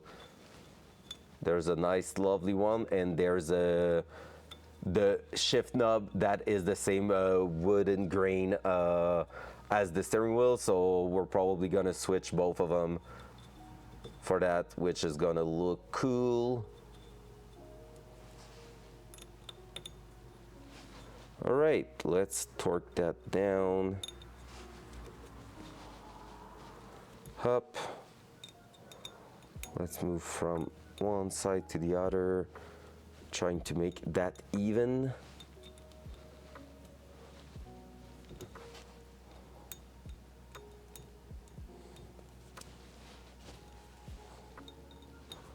In the review, someone said the bolts it was coming with were not great, but not gonna lie, they are quite decent.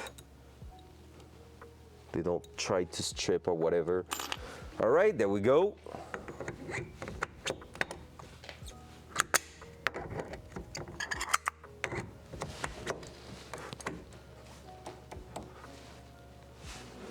and I need to understand now how it works.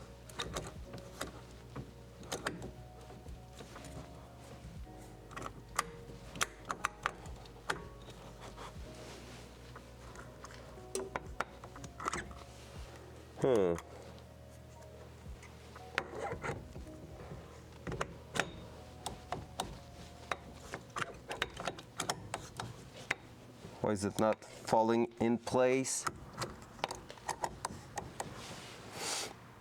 Am I not understanding something?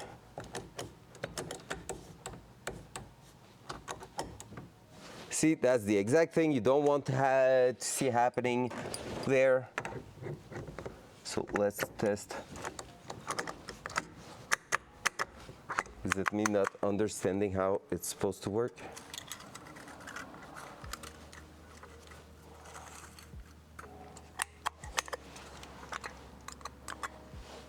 So that, oh, okay, that's how.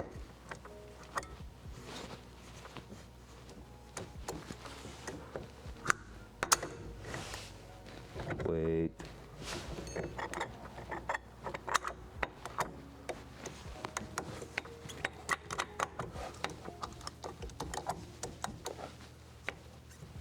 All right, so far, first thing I have to say is that I don't feel like I can drop it on top there, and I don't understand why. Oh, there we go. Okay, yeah, I was on the wrong side, that's why. There we go. I just noticed the connector in the middle. There's 2 pins there for those 2 pins, and it is for the horn. Ching! So far, no loose at all. So yeah, there's a locking side, that's why. And I can see 2 patterns, but that will be the one. Yep.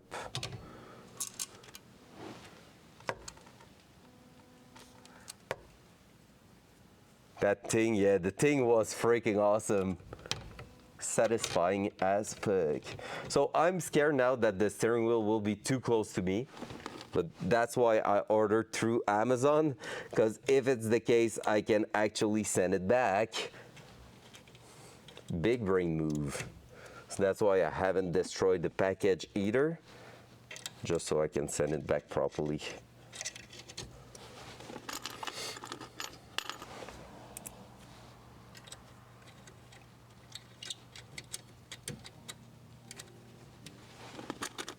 Another first for me, installing a quick release is never had that in any car. It's pretty straightforward, let's be honest. It's really not hard to install, but it's quite funny that this is my first one. I don't know what is that button on top there.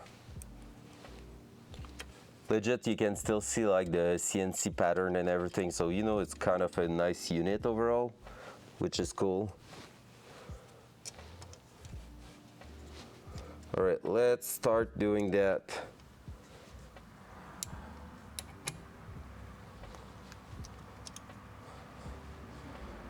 One. Wait, are you even a better fit in there, sir? You are. 1,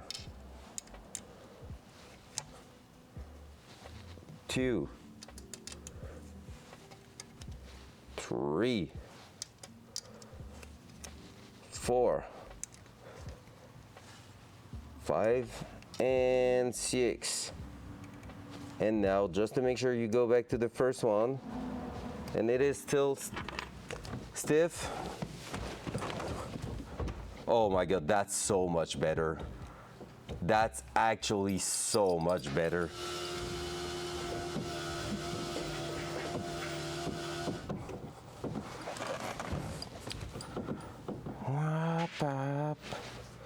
Like, I can actually twist entirely.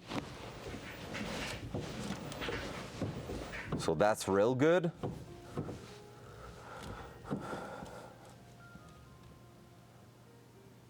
Hot. All right, so that's cool. And just like this, bam, it's out, easy.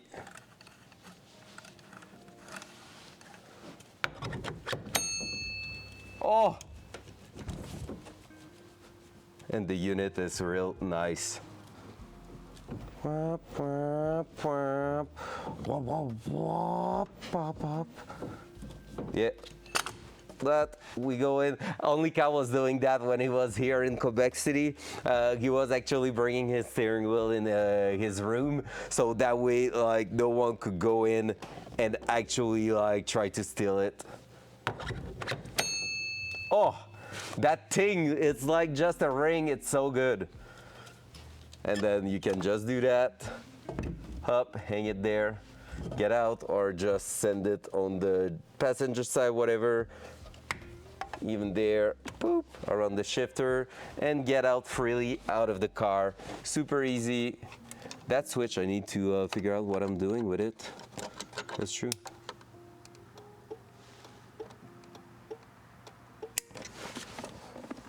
Truc. Oh, so good. So good. So yeah, we're gonna keep that like this with the short, the slim steering wheel, so it won't be a dip dish like a drifter or whatever, but that's okay. Only thing I hate now is how far my accessories are now. It's insanely far. Like I cannot access the wiper. I need to go like that. Like wiper here and like the flasher like this and the lights. That's okay. Get a long finger. Yeah, I'm gonna add extension like that so I can go, or just bring my nails like that long so I can go click. That's true, that's true. And the important is like that keypad over here. So basically now the position is quite cool to drive, clutch in, all that. Tack.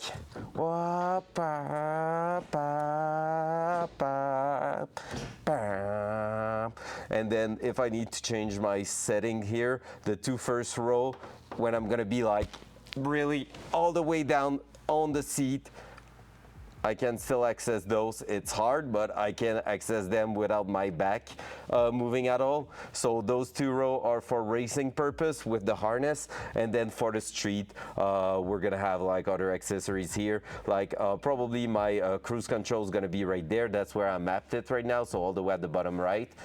So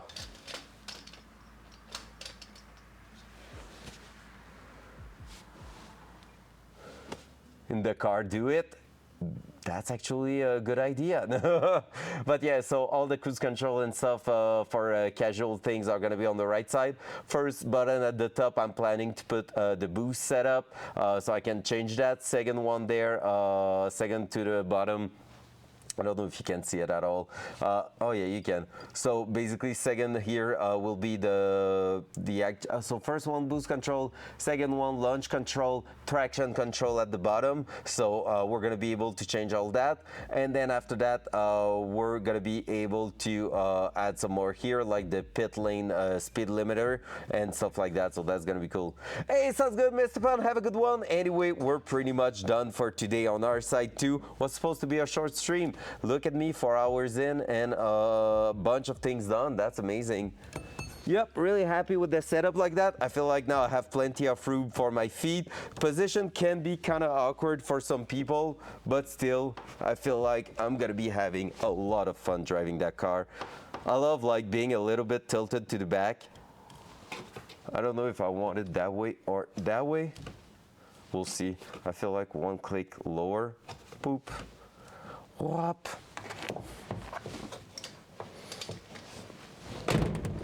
There we go. There we go. So yeah, just like that. I'm a little bit tilted like backward, but it's actually feeling good. With the helmet, I'm gonna be like this. So that's the thing, like no helmet, my head goes like quite far down, but with a helmet, you're basically like that. So that is going to be something kind of crazy. Honestly, it feels great. I'm really happy with the setup. Worth all the minutes we spent on that, all the hours we spent on it. Awesome. One last thing to do, guys. It is to reinstall the center console. So let's do it. Yep. So all I have to do for that one is quite simple. It's to reinstall a few bolts at the back here. So just let me do that quickly and we should be good. Did I lost some rings? Shoot. Let me check because I feel like I've lost some stuff, some hardware. I lost one for sure. Damn it, where is it? Should have been there.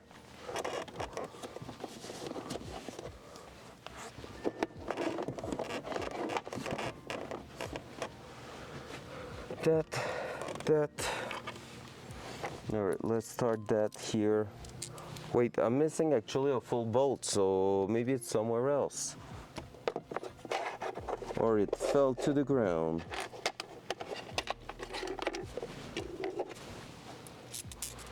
Let me do that.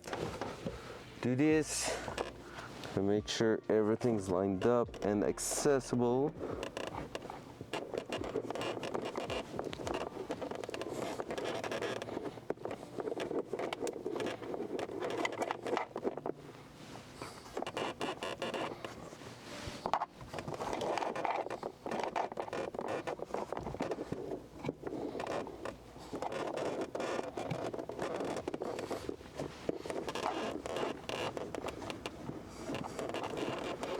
Come on.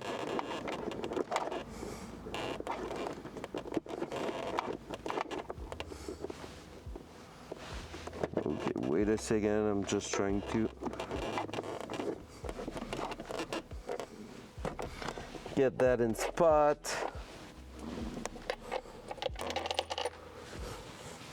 Like so.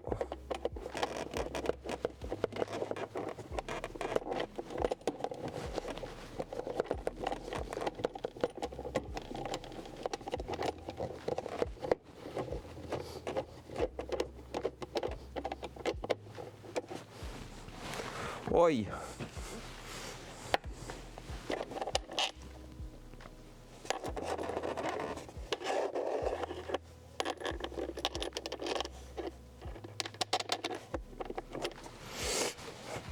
All right, can I start it now?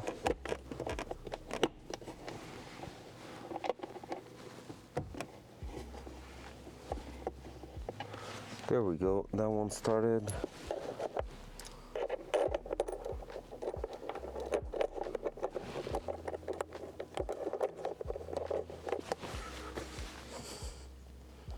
I'm definitely missing a bolt now. What the heck?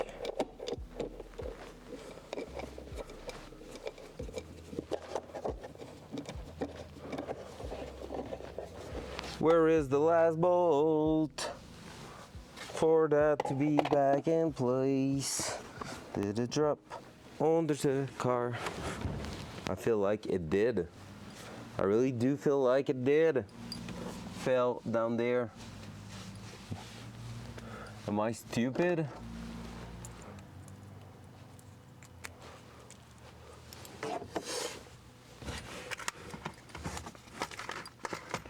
I haven't sent it there. Right, I'm missing one bolt for sure. Well, that sucks.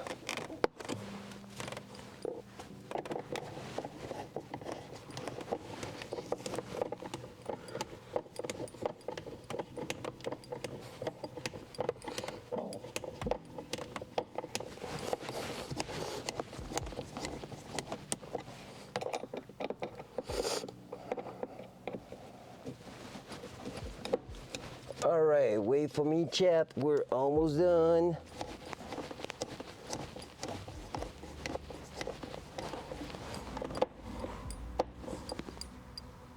Here we go. That one might be rough to remove later on. Okay, and now let me check. I can't find that again. Up. It's the first time since I own the Datsun that we have some reverse slide, by the way. That's how insane today has been. Making some new progression type of thing. Okay, I don't see it there. I don't see it there. I've really did lost a freaking screw. Let me check. Behind the seat. Just to make sure, but I don't think I'm gonna find it so easily. Probably went down behind the carpet and it's gonna be lost forever. So yep. Ripperino muchacho. So it shall stay like that. It's okay because we have 2 out of 3, but just sucks because we had the setup to make it work, but whatever. There we go. That's an interior with a quick release. Awesome. I don't know if I can fit the horn button back in the steering wheel, even if it's not working right now. It will be that at least. Let me check also on the bench here, just in case we have that. Like that missing bolt is just laying around here, but I don't think so. Nope.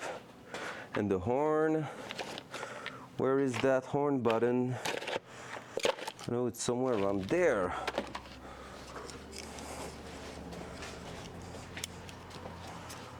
Let's try it. It's fugly, but at least it will cover the hole in the center.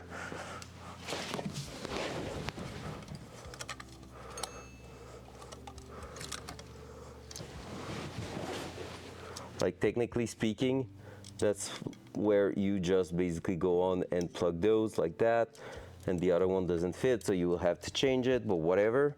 But that should go right there, technically speaking. But it doesn't want to stay in place. So I don't know if I'm able to make it fit there.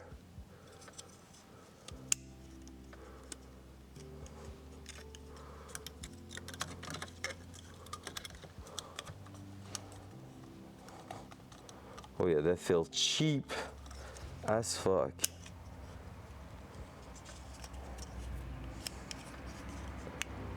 Yeah, no, that button won't go anywhere, I think.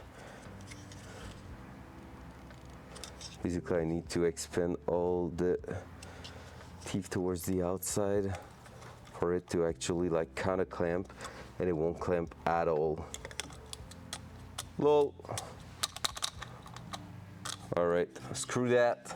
We don't need it. We don't need it, heck no. Woof, woof, woof. Who's there?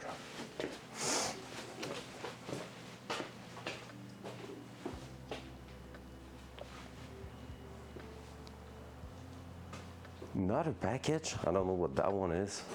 Well, front cam. Well, that was a successful day nonetheless. That was pretty awesome today. Man, I'm happy with how everything turned out. The only thing we haven't actually done is, technically speaking, it's like just basically go ahead and add the new tune I prepared last night, but I will probably still play around with it, and also I'm not even worried about it because it doesn't like prevent the car from moving or whatever. Right now we have some stuff actually drying and all that, so tomorrow there won't be any stream on the car. However, in the afternoon, and that's a big thing, in the afternoon we're gonna have some gaming special games requested by you guys. So basically Triax requested a game called Clair Obscur. Maybe you heard of it because it's doing pretty well right now, and a friend of mine, Danik, redeem a game called Infinity Nikki. Infinity Nikki, yeah, something like that. And it is a dress-up battle stuff. So yeah, that I'm unsure of how it's gonna turn out. But anyway, guys, so for me, it's all for today. Let's do a double check of the list to make sure I'm not saying some shit. Clutch switch adjustment, not done. We are still missing that to do. Quick release is now done. And the reverse switch is now done, which leave us with updating the ECU tune, the clutch switch adjustment, and the license plate replacement. And that's pretty much it on my to-do list. We're waiting some parts for the rest of it. And yeah, it's getting closer and closer. I need to put a few minutes on it with Flo to test a proper bleed of the brakes and see if it fixes our issues with the brakes just feeling like shit right now. If it does, that's amazing, because the car is gonna get really close from being ready to go on the street. So from there, well, yeah, thank you so much again, guys, for being part of this amazing journey. I'm gonna catch you all later. Otherwise, if you wanna see me somewhere tonight, I should be around on